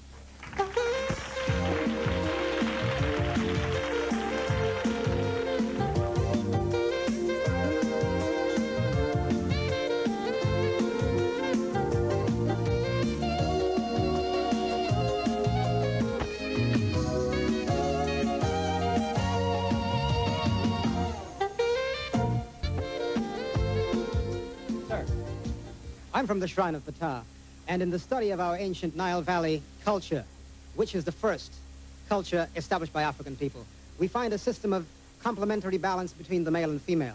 Because most of the African people in the diaspora grow up under the Shemitic system of patriarchal systems, we have lost our way. We need to get back into the African system of the equal balance. Are you there, caller? I'm glad you waited. Hi, go ahead. Go ahead, caller. Hello? Hello? Yes, please go ahead. I don't have a lot of time. Oh, okay. All right. What I quickly want to say is the fact that I believe that this book has become a more divisive tool between the black man and the black woman than more of making a black man understand what a black woman is all about. Number two, she still has not told us where she's gotten the data from. I'd like to ask Sister Ali, where did you get your data from? What age group of men did you speak to? What cities did you go to? We still haven't had that question answered yet. Miss Ali, comment. I interviewed 379 black men who were either married to or dating white women. I interviewed over 100 black women who were either married or dating black women, and over 1,000 nearly 1,200 black men and black women around the country. But what I found is that we don't have a control group. There was no point in me listing everybody's name in the back of the book. What was y'all going to do, call them all up? The point is that by putting their names, you know, by not including that, then what I'm trying to say is that we have a collective problem that affects all of the people. There was no point in doing that. Haki Madhubuti, editor, publisher, Third World Press, one of the oldest black publishing houses in the country. You are an educator, sir, director of the Institute of Positive Education. You've written 16 books yourself. The latest of which is titled, certainly to the point, Black Men, Obsolete, Single, Dangerous? A question mark followed. He was also, you've also published the rebuttal to the Black Men's Guide called Confusion by Any Other Name. Here's your answer to Miss Ali's book. Well, everybody's trying to benefit. You'll make your case, sir, and I know you'll do so as briefly as possible. You know, it's, Please give the gentleman your attention. it's rough when ignorant people talk about how ignorant other people are. I think that Miss Ali has misstated the case. Her book is not political, it's ahistorical. About every page in the book blames black women. She does not go to the book to read from the book because the book is inaccurate. Everything from telling the woman's brain is smaller than the black man's brain, that essentially the male violence is okay within the context of the home, that I think we have to begin to realize that if Fannie Lou Hamer had this book, if Sojourner Truth had this book, if Harriet Tubman, or any of our great women who have essentially led us to freedom had this book, they would throw it away. That the content of the book is not developmental. The content of the book is divisive. Everything from the language that she uses. I mean, she used savage in the book 27 times. It's just one example, calling black women savages. I think it's very clear that we live in a world that is ruled by men, no doubt about that. It is a world that is ruled primarily by white men, okay? Now, the world is not working. It's not working. And anytime you hold down one half of the species, it's not going to work. I'm saying now, since the world, it's to go backwards 100 years to say that now the black man must enslave black women in order for us to develop. It's absolutely, that's what you're talking about. We're not talking slavery. May I share with this audience just one excerpt from... Some people are into denial. Phil, don't go to the back of the book. Let's start in the front. Well... I know what you're going to do. What am now, I you know gonna I do? know by now. Tell me what I'm going to do. What am I going to read? Am I going to read? Read from the book. Read from the book. Go ahead. See yourself. Analyzing the options available to the black man when the black woman's mouth becomes uncontrollably disrespectful. They total only a few. 1, he can walk away, leave the house, get drunk. 2, he can go out, go to his other woman and complain. 3, he can quit the relationship, leave the woman. 4, he can try to argue back and lose. 5, he can seek counseling or sympathy from friends. 6, or he can offer her a sound, open-handed slap in the mouth. All right, let me respond. You can't be proud of that, Miss Let Ali. me respond. I'm proud of this entire project. It's helping my people purge. Now, let me respond. Okay? Go ahead. I really expected more creativity. I'm so tired of that one. But initially, when black women were upset about that remark, certainly we know that domestic violence is at an all-time high in the black community. I would never advocate that. But currently, the black man is stabbing us. He is kicking us. He is murdering us. He's dragging us through the street. I mean, he's doing everything to us. I'm trying to put some direction and restriction on that. There's not a black man in the world who can read my book up to page 180 and think that I am telling him to be violent against a black woman. That's impossible. Yeah. That's impossible. It's not impossible. Now, we have a lot of black men who are into denial because we have bullied our man, and we have terrorized him. The black women in the media have bullied the black man, and they have caused a media blackout on my project, and they have bullied him. The major problem, well, look here, wait a minute. What we gonna do? Sir. Anytime someone does not agree with him, if he's a man, he becomes a wimp. If a woman, wait a minute. No, wait a minute. If a woman doesn't agree with him, then she doesn't have a man. I'm saying anytime you cannot have dialogue or dissent, then it's, it's no way to develop. Now, let me just finish. You can't have unity and separation at the same time. The major point that she misses in the book, other than blaming the black woman, is she let the white man off the hook. That's essentially what happens. No. We have been blaming the white man. We can't change white people. We don't spend 30 years trying to do that. Trying to change ourselves. But you cannot blame black women for the demise of the black race. I'm blaming us for one half of the responsibility, and you all have the other half. You don't say that in the book. I don't have to say that. You all talk about what I didn't do. Y'all didn't do nothing. Yes. Are you there, caller? I'm glad you waited. Hi. Hello? Let me get this call on. Yes, go ahead, please. Yes, I'd like to say to Miss Ali that I've read your book from cover to cover. And, hello? Yes, ma'am, go ahead. Yes, I've read your book from cover to cover, and I'd like to say that you brought up a few points in the book that may apply to a few people. And you took that and you built a whole house of cards around it. And we as the black people have to come together. These house of cards will not weather the storm in our years to come. We have so much, we're facing so much. In the political arena, so many derisive things are facing us. This will not bring us together. We have to come together. Not him walking behind me or I'm walking behind him. We have to join hands and work together to get through the things that are going to be that are facing us. I'm a young black woman. Together started after I wrote this book. Prior to that time, we was walking on them. See, that's all new now. See, now we want to have unity, and that's what I'm trying to get us to have. Jesse Peterson, director and founder of a grassroots organization called BOND, Brotherhood Organization of a New Destiny. And you, what would you like to say as you listen in on this? First, I'd like to say that BOND is rebuilding the black community by rebuilding the black man. And what Miss Ali has stated in his book is right on the money. It's very true.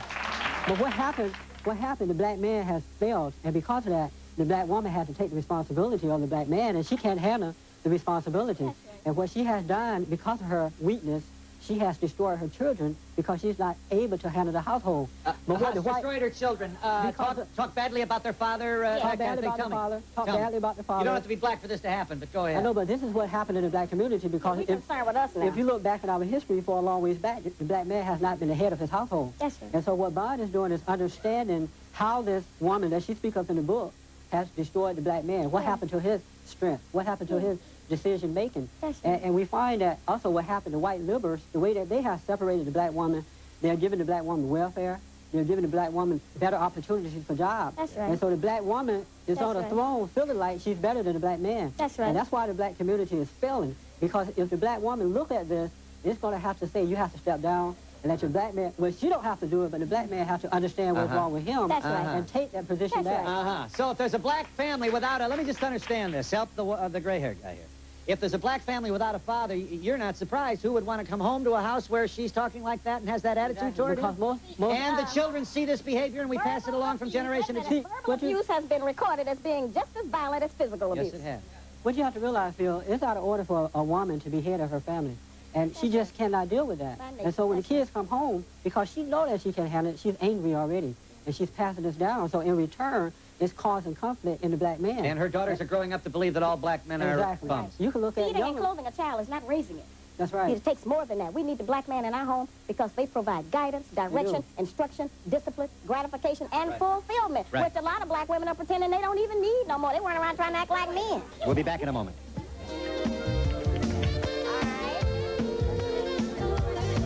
I support the sister 100%, and I think that as a nation, we all brothers and sisters should get together and work together with one another and stop all of this misunderstanding and confusion. To be sure, sir.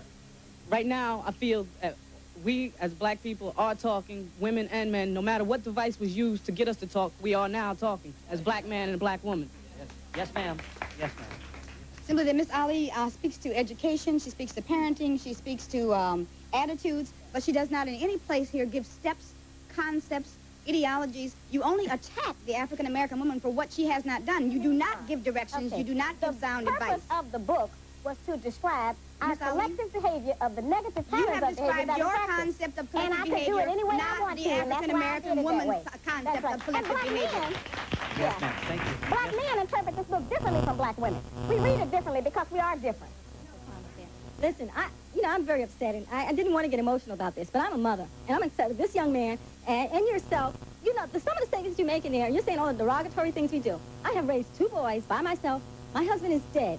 I work, I go to school, I raise my 2 sons. One of them in college right now, the other one is in high school. They're nice, young, balanced men, and they don't have any, I have never said a bad thing about a black man. And one of the things is that you say in your book, you don't say anything that we nurture. I work in the community, I work in the church. So what you should be, when you're going to bring out grievances, you should bring out 2 sides to a topic. The book is to explain. And wait a minute. What we have the problem we have is that when we as black women raise our children along, especially our boy children, they take on the emotional mechanism of the black female. And we can't help but get emotional because we are emotional. Our emotions are out of control, sister. See, this here runs the temperature up, but it's all right. This is going to be okay. Just try to handle it. Read the book slow. Don't read it fast. Excuse me. Yeah. Yes, New York Times, y'all get it, page 36. Time magazine. Time magazine, I'm sorry. Shows on page 36, it says the decline of New York. A picture is worth 1,000 words. You see a man here attacking a black woman, a black man attacking a black woman with 2 white cops trying to save her life. And right next to it, you look at it, you see 2 white people sunbathing supposedly on a depraved and dilapidated dock. Now, if you watch this particular scenario about attack, sister, we are, as black men, constantly being attacked by the kind of rhetoric that you see in the media. And the media now has been part and parcel responsible for giving us or engendering us with this type of scenario to what we're having right here I think she agrees. I think she and agrees. right now, the African, but you see, every time we look at the African woman, we see her as the victim and the black man as the one inflicting. So now we're talking about the victim is constantly being the one, not the fact that the person we're talking about who's trying to supposedly save her life is part and parcel of the conspiracy.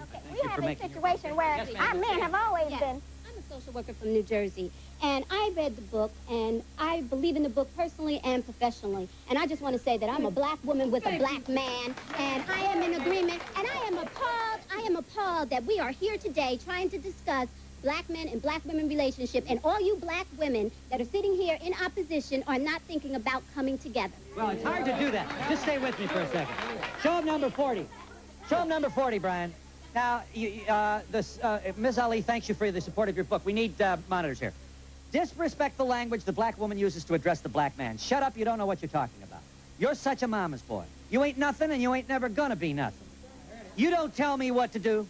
Men are dogs. We have heard these comments in our home. I have heard my mother say to me, don't let your left hand know what your right hand doing. Well, my right hand knows what I'm doing, and I'm not going to deal in that deception, and that's where we are.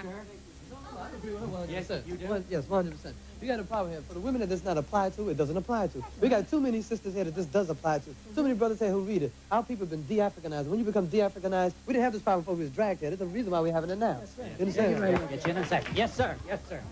The sisters in here who are in disagreement saying that the women, the backbone and everything, you have to look at the condition of the youth in America. Black men more in prison than in college and everything. You know what I mean? That's the women raise the children. So any disrespectful and bad attributes that they have, who did they get them from? Who did they get them from? They got them from the negative female on them.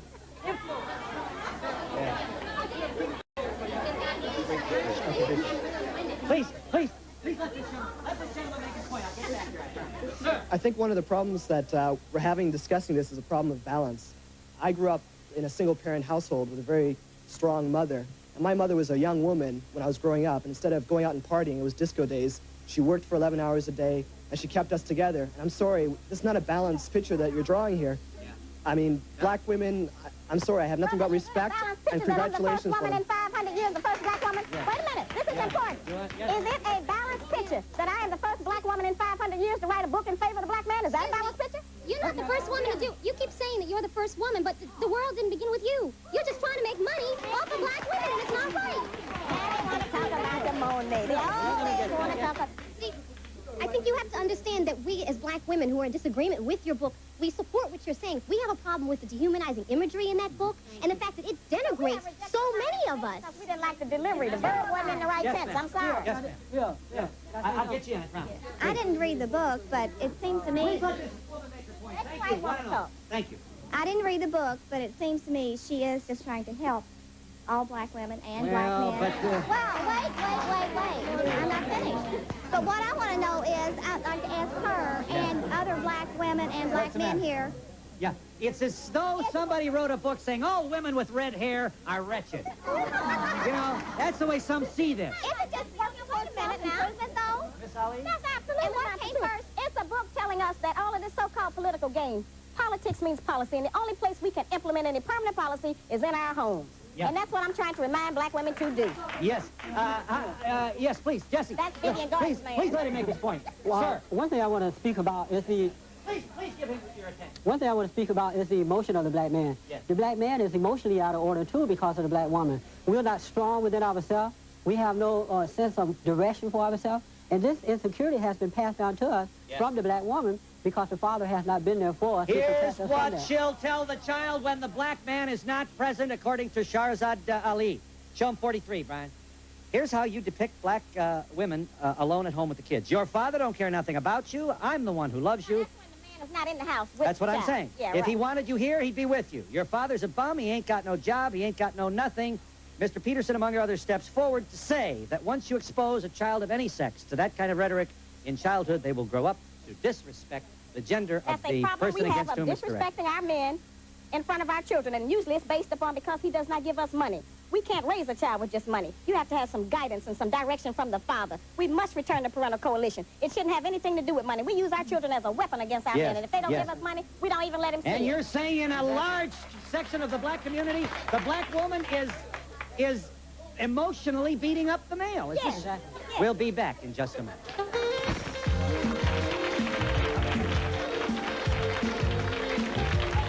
Make your point here. You've been very patiently I think listening. that the major problem is that Miss Ali has been able to use media very well.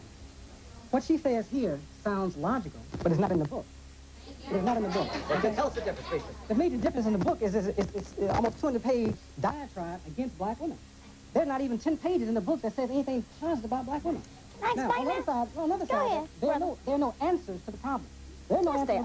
There are no answers in the book. She doesn't deal with the whole question of education. She doesn't deal with white supremacy. She doesn't deal with the political reality in the We've country. dealt with all of those books and ain't nobody read them. Our people haven't read the book. Our people are reading my book. I have the answer for you. I have the answer. No, She doesn't deal with the whole question. Hold it, please. Thank you very much for giving your thoughtful attention to Mr. Motorboot. We cannot go back 100 years, Phil. We have to understand that what the brother said about balancing is very important. That is, you have 60% of head of households in black community headed by black women. These black women are at the lowest level. Why are they alone, because white supremacy has That's not the I mean, why don't they have a man? Well, one of the men are not there. That's why they don't have a man. No, I know they're gone, but why did they leave? No. The men did not leave. The men were forced out. See, you don't understand history. When we came out of integration and came in terms of the war on poverty, Johnson signed a bill in terms of aid to families and children, and that people could get the money, the women could get the money if the men were not there. The men were pushed out of the home by white people, not by black women.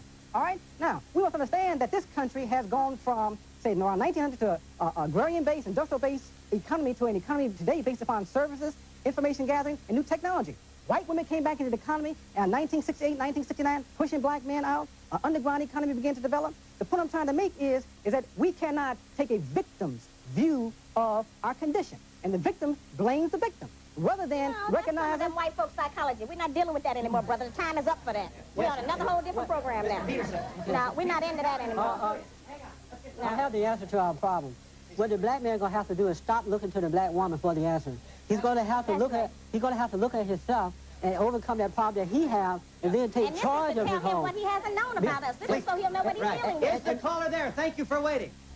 Go ahead, caller. Yes, hello. I want to know whether or not Miss Ali is holding black women responsible for the failure of black men to stay in high school and college and to perform well and put themselves in a position to be economically independent and to take care of their families. You don't like my I'm call? not against the black woman taking care of her family. Certainly, we have some responsibility to help raise our children. I'm not saying that. See, the point is that this was not intended to be a book of balance to show the good points and the bad points of the black woman. This is to show that we are strong black women. But I'm saying we have used our strength in the wrong direction. We're using it against her. I didn't have to show it in that. You wrote your book the way you wanted to. Didn't nobody buy it. I wrote mine the way I wanted to, and it was the truth. Are you there, caller? And that's what the real issue is here. That's really what I'll we're get you. dealing with. May I ask this caller to please make... That book and the success of this. I get it. Are you there, caller? Hi. Hello? Yes, please. Yes, I'm deeply saddened by Miss Ali's book, and I just think that it reiterates some of the negativism that the majority populace in this country likes to constantly perpetuate that our community, the African-American community, is in.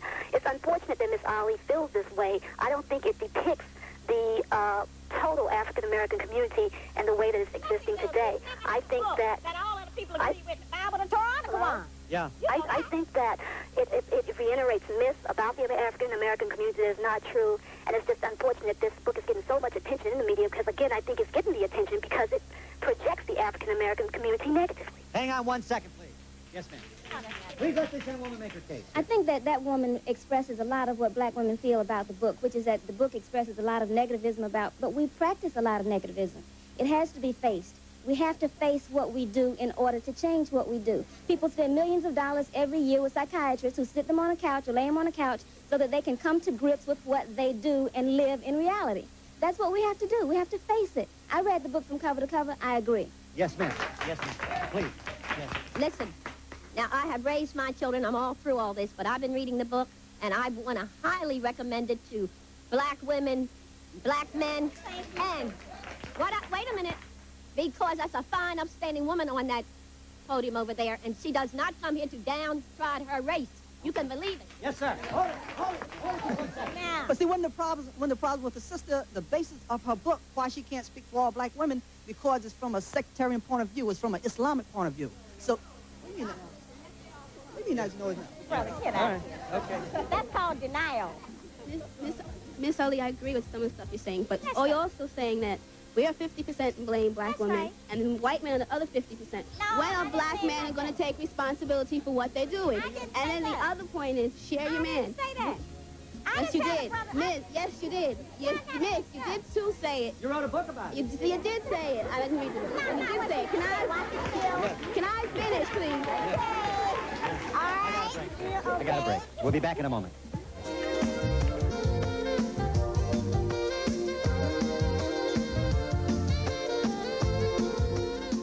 You want to see the dress? You can't buy this book in every place, The Black Man's Guide to Understanding the Black Woman. You're saying you'll never get on the New York Times because that's a white list, huh? Right. Show them the address. Those of you interested in this book that has just caused, is hit like a shot throughout the African-American community, and Ms. Ali would like you to know that you don't have to be a minority to read this, and lots of white folks are. That's right. At 2019 South 7th Street, Philadelphia, Pennsylvania, or you can call area code 215-339-0062.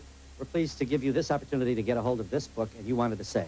Yes, my question is directed to Mr. Haraputi and to the sisters in the audience.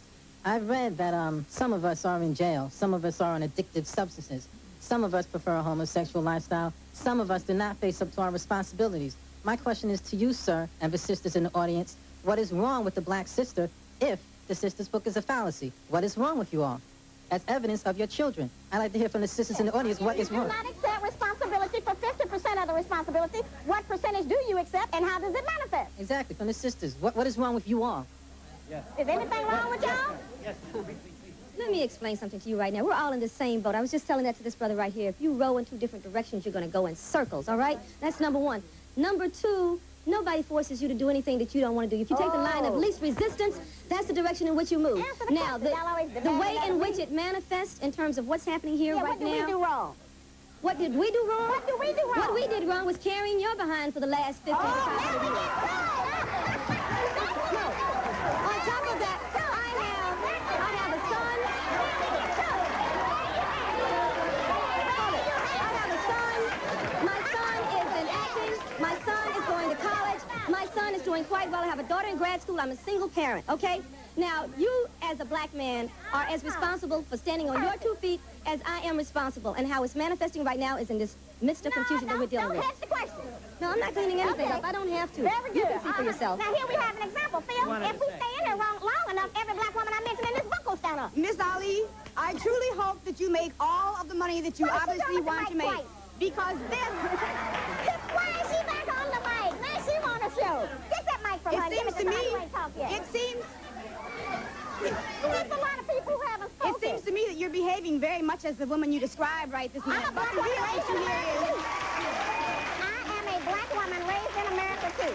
The real issue is that this is about a media event. White America has truly been entertained by the African-American community this afternoon. And I am very, very sorry that we are nothing more than fodder and blood money for you to make money on your book. This is a travesty and a shame.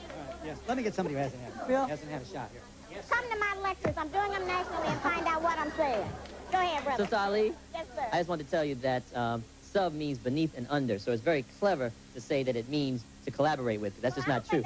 Secondly, if you're saying submit and subdue, that means under. And my question to you, I have 2 points to make. One, can you say that the sun is greater than the moon, or yang is greater than yin, or that the left brain is greater than the right? Well, that's been the problem with Western patriarchy. That's one thing. Secondly, I disagree with the model that you present. Now, the thing is this. Let me make my point. My point is that you have to present a model. We are in bad shape. We are in bad shape, and yes, the black woman has unwittingly contributed in some ways. I will admit that. But the model you have to present is one that presents a balance. I look at the black woman as a feminine representation of the supreme being, just like I'm the masculine representation of the supreme being. Okay? Now, that's an African perspective. If you have that as a model, then you can strive towards that. That's a balanced perspective. That's an African perspective. And we'll be back in just a moment.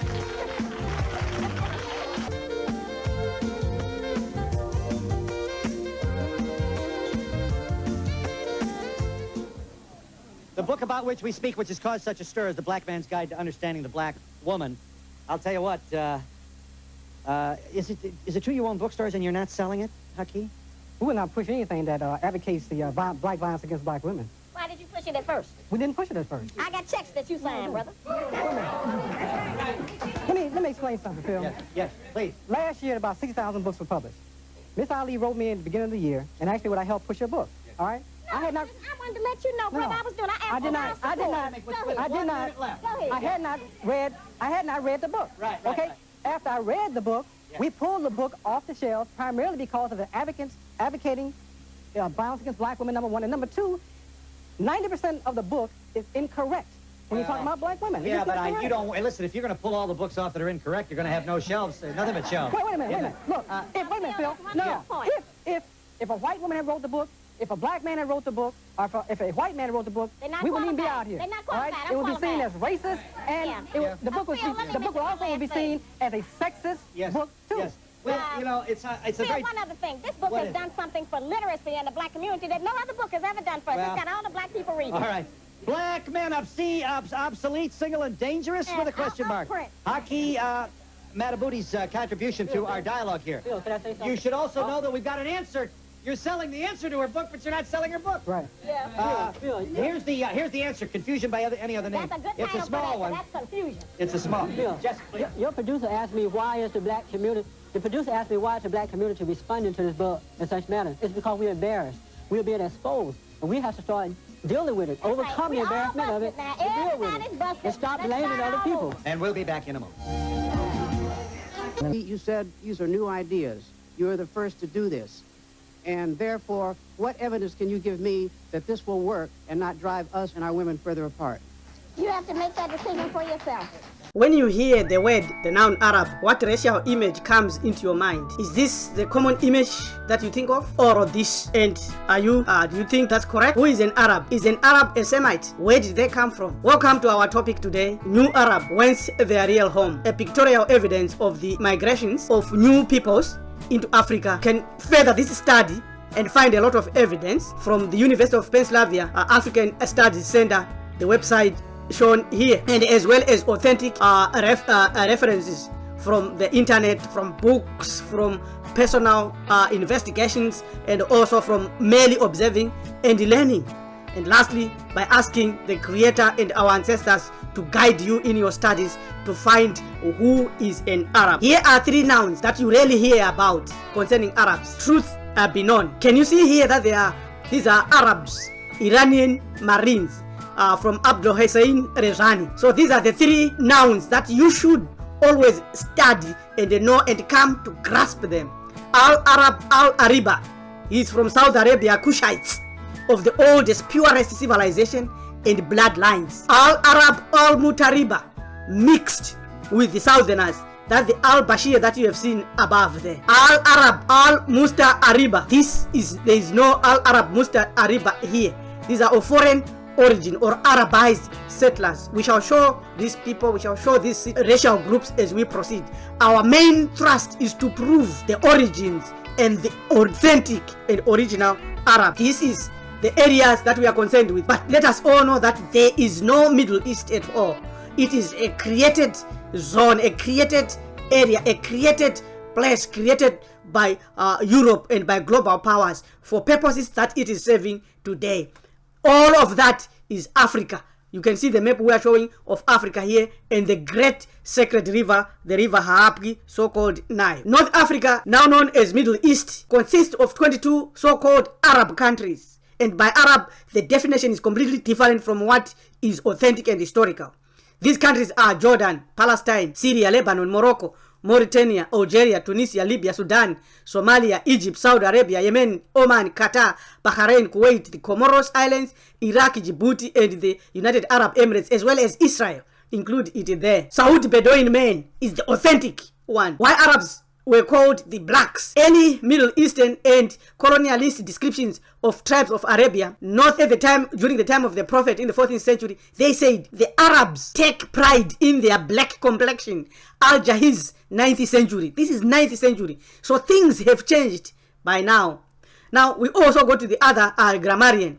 The Arabs describe their color as black, and they describe the color of the non-Arab Persians as red. Assertions of 13th century grammarian Ibn Manzur or Madur, 13th century in Lisan al-Arab volume 4.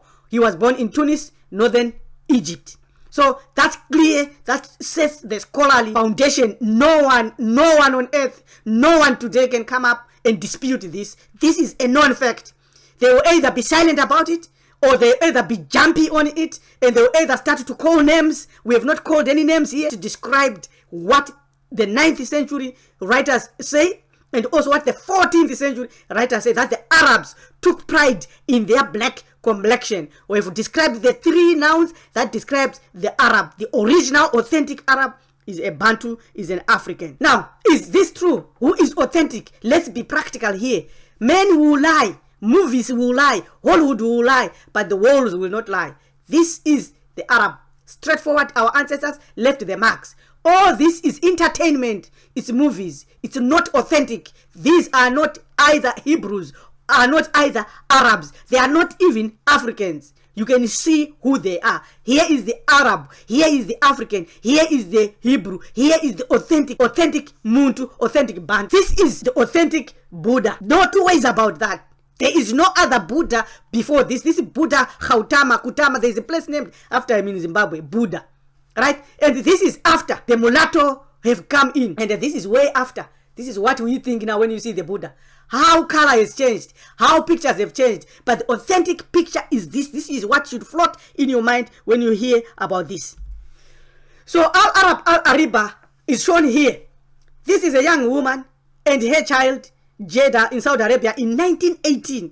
Musi Albert Khan. We give credit to those that have given us these images. This is a Bedouin at Abba al-Sadan, Jordan, 1918. In Jordan, look at those countries up and see this is the actual man. And this is in Oman, actually from Zanzibar. These are authentic Arabs. Al-Arab Al-Ariba. They are authentic. We're showing them here. The daughter and the son of the Sultan of Zanzibar, protected by 2 guards, 1800 centuries. Look at that. How things have changed today. This is authentic. No one can dispute this. Anyone who disputes this is just a liar. Is just a liar. They are young boys, Arabs, authentic, original Arabs. No two ways about that. No questions about. This is Arab Katan, Wailer tribesmen from the Najran area, close to the border with Yemen. Yemen. Look at them. This is an image of Al-Arab Al-Ariba, pure, clean, straightforward, no questions asked. Come, we start to have some problems. Here is, according to radio personality Kasey Kasem and Arab American Institute, these are the people they want to tell us that they're Arabs. Compare them with all these other ones. The Arab Prince Rudolf Ernst, 1854-1932, as well as the Iranian girl, right? It's not Persian. If you call Persian, you are going into ancient times. But these are not Arabs, ladies and gentlemen. And these are Al-Arab Al-Ariba. ADOS, boomers, divisive, slavery, Jim Crow, LGBTQ, conservatism, and reparations. Good evening, this is T West, and welcome to Afro Synergy News. Let's listen to the words of one of the founders of ADOS, Antonio Moore. You know what ADOS does? Everybody talking about divisiveness. Hold on. It actually makes it so that 33 million descendants of American slaves that are owed a debt are one block. Not broken down by gender or sexuality, one block. Not broken down by gender or sexuality, one block. Not broken down by gender or sexuality, one block. Not broken down by gender or sexuality, one block. Now, neither should you be out there right out front promoting and pushing that sort of lifestyle. It's a lifestyle, ultimately, of death. That's what it is. So I'm going to close out with some comments from Yvette Carnell. On one hand, they'll write about something like, you know, we got to be more feminist and we got to stand up for trans people. All right. Now, Yvette is saying that in one area they're right, talking about The Root, okay? The publication The Root. They're right about one thing, and she is supporting and promoting LGBTQ, okay? And as I said, that lifestyle is not pro-family. It's not, okay? That is ultimately pro-death. Same sex do not produce life. Now, Yvette embraces the LGBTQ, indicating that, the Root is okay on that. But she does not embrace the conservative side that says, wait a minute, what about family values? What about teaching your children the right things? What about educating your children in the right way? What about those things? What about the strong male-female relationship? And then from male-female, you get children. You can't get that out of homosexuality. But this ideology comes from Europe, comes from ancient Greece, ancient Rome, where you had the men-boy lovers, the Roman Church, Catholic priests, and boys. So it's important that we understand these things, that we know the whole truth. This is T West with Afro Synergy News.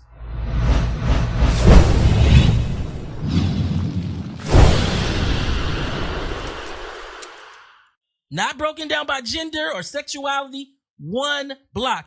Not broken down by gender or sexuality, one block. Not broken down by gender or sexuality, one block. Not broken down by gender or sexuality, one block. It's not Antonio Moore. It's not Antonio Moore. It might be no more ADOS for me, man. We're gonna have to talk. They got certain elements in the forefront of ADOS. It's not Antonio Moore. It's not Antonio Moore. Certain elements that I don't associate with. You understand? Y'all gotta understand, like I said, there's certain elements right now that's associated with ADOS. I'm not feeling it right now.